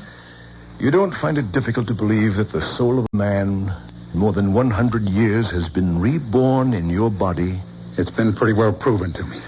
And because you're afraid of the soul of this murderer will force you into killing your wife or some other women, you decided to kill yourself. That's about it. And what happens to the immortal soul? What? I asked, what do you think will happen to that soul that didn't die on the gallows at Tyburn in 1841? What happens when David Matson blows his brains out? What happens to that soul? I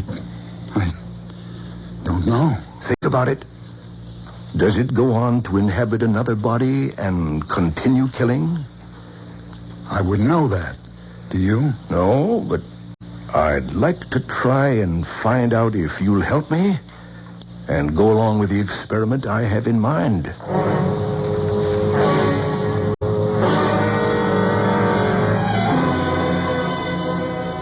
You want to go ahead with this, Dave? Yes. Okay. But I'm under orders to inform you that this will be the last experiment into the past conducted on these premises. And the professor's briefed you on what we hope to accomplish here tonight? No, not completely. I assume it's a continuation of your trips into the past. With some additions, Mr. Ripple. Those marbles you have in that bag? Right. Interesting. I assume they're going to play some part in the proposed experiment. Oh, they are. As will the clothing I have in this box. Is that a knife? It is. With a sharp blade? As sharp as I could get it. Don't you think that... I believe that on the top floor of this museum there's a long, narrow corridor which runs the length of the building. Correct. Connects two rarely used storerooms. I must warn you, it's probably very stuffy up there. Is there a window we can open? Well, yes, Good, but... good. With the exception of Jan, I suggest we all get up there quickly.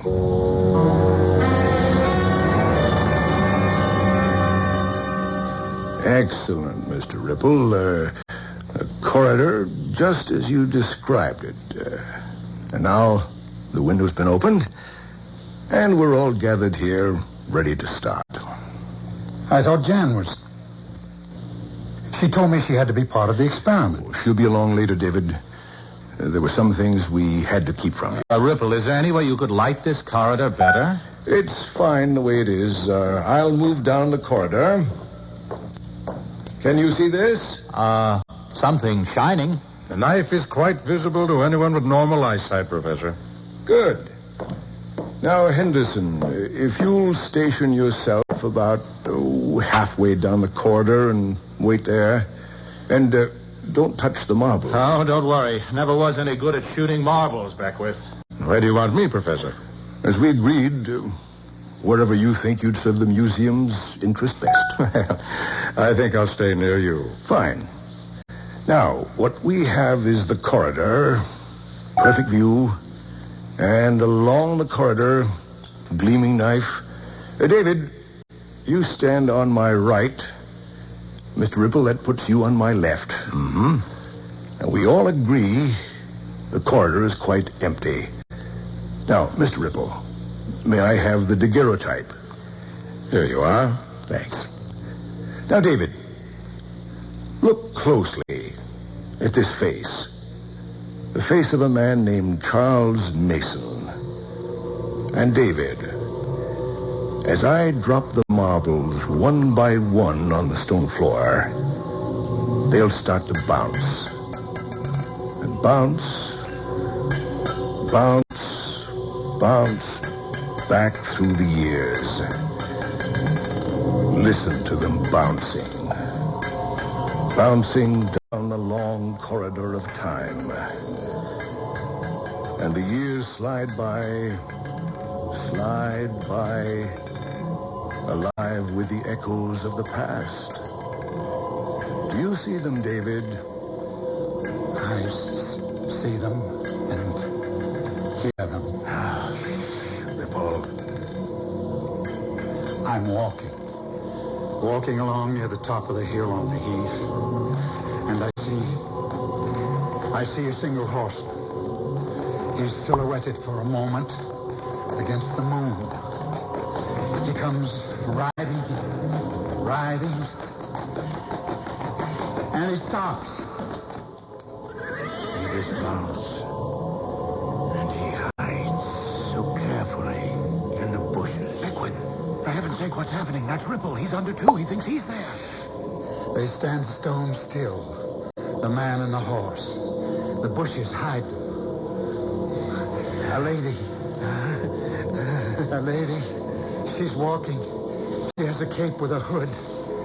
I can't see her face. Jan, be careful. Pretty lace and pretty face. I know help against sharp steel. No, it's Ripple. He's got the knife. He's down the corridor. Jan, look out! I got him. You're not going to touch him. The window, Dave. Watch the window. Dave, the knife! Help! Hold me!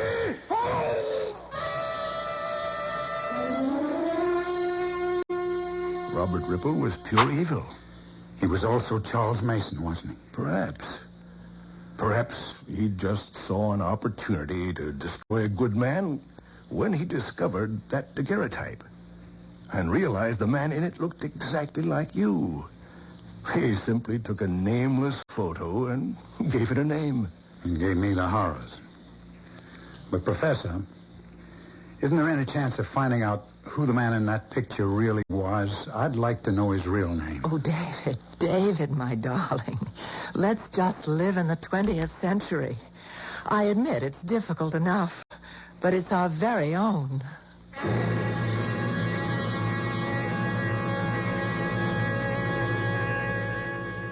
Here we are in the 20th century, and I have a little parlor game for you to play. Imagine yourself as some famous character in history whom you know and admire. Okay? Now, close your eyes and think hard and imagine yourself alive back in those days.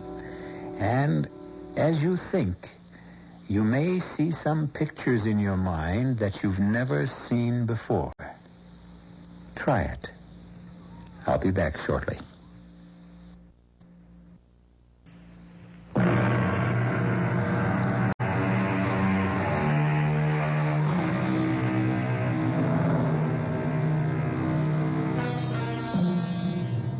I find this whole question of reincarnation fascinating. But there's an area that's not very well covered in the books and essays that have been written. And that is the question of animals and their souls. Do they possess souls? And indeed, do they return in some form as some other animal? Or, which I don't like to believe, are those of us who sin greatly reduced to becoming animals before we can stop trying to be reborn? Our cast included Shepard Strudwick, Marion Selders, William Redfield, Alon Clark, and Chris Gampel. The entire production was under the direction of Hyman Brown. This is E.G. Marshall inviting you to return to our Mystery Theater for another adventure in the macabre. Until next time, pleasant dreams.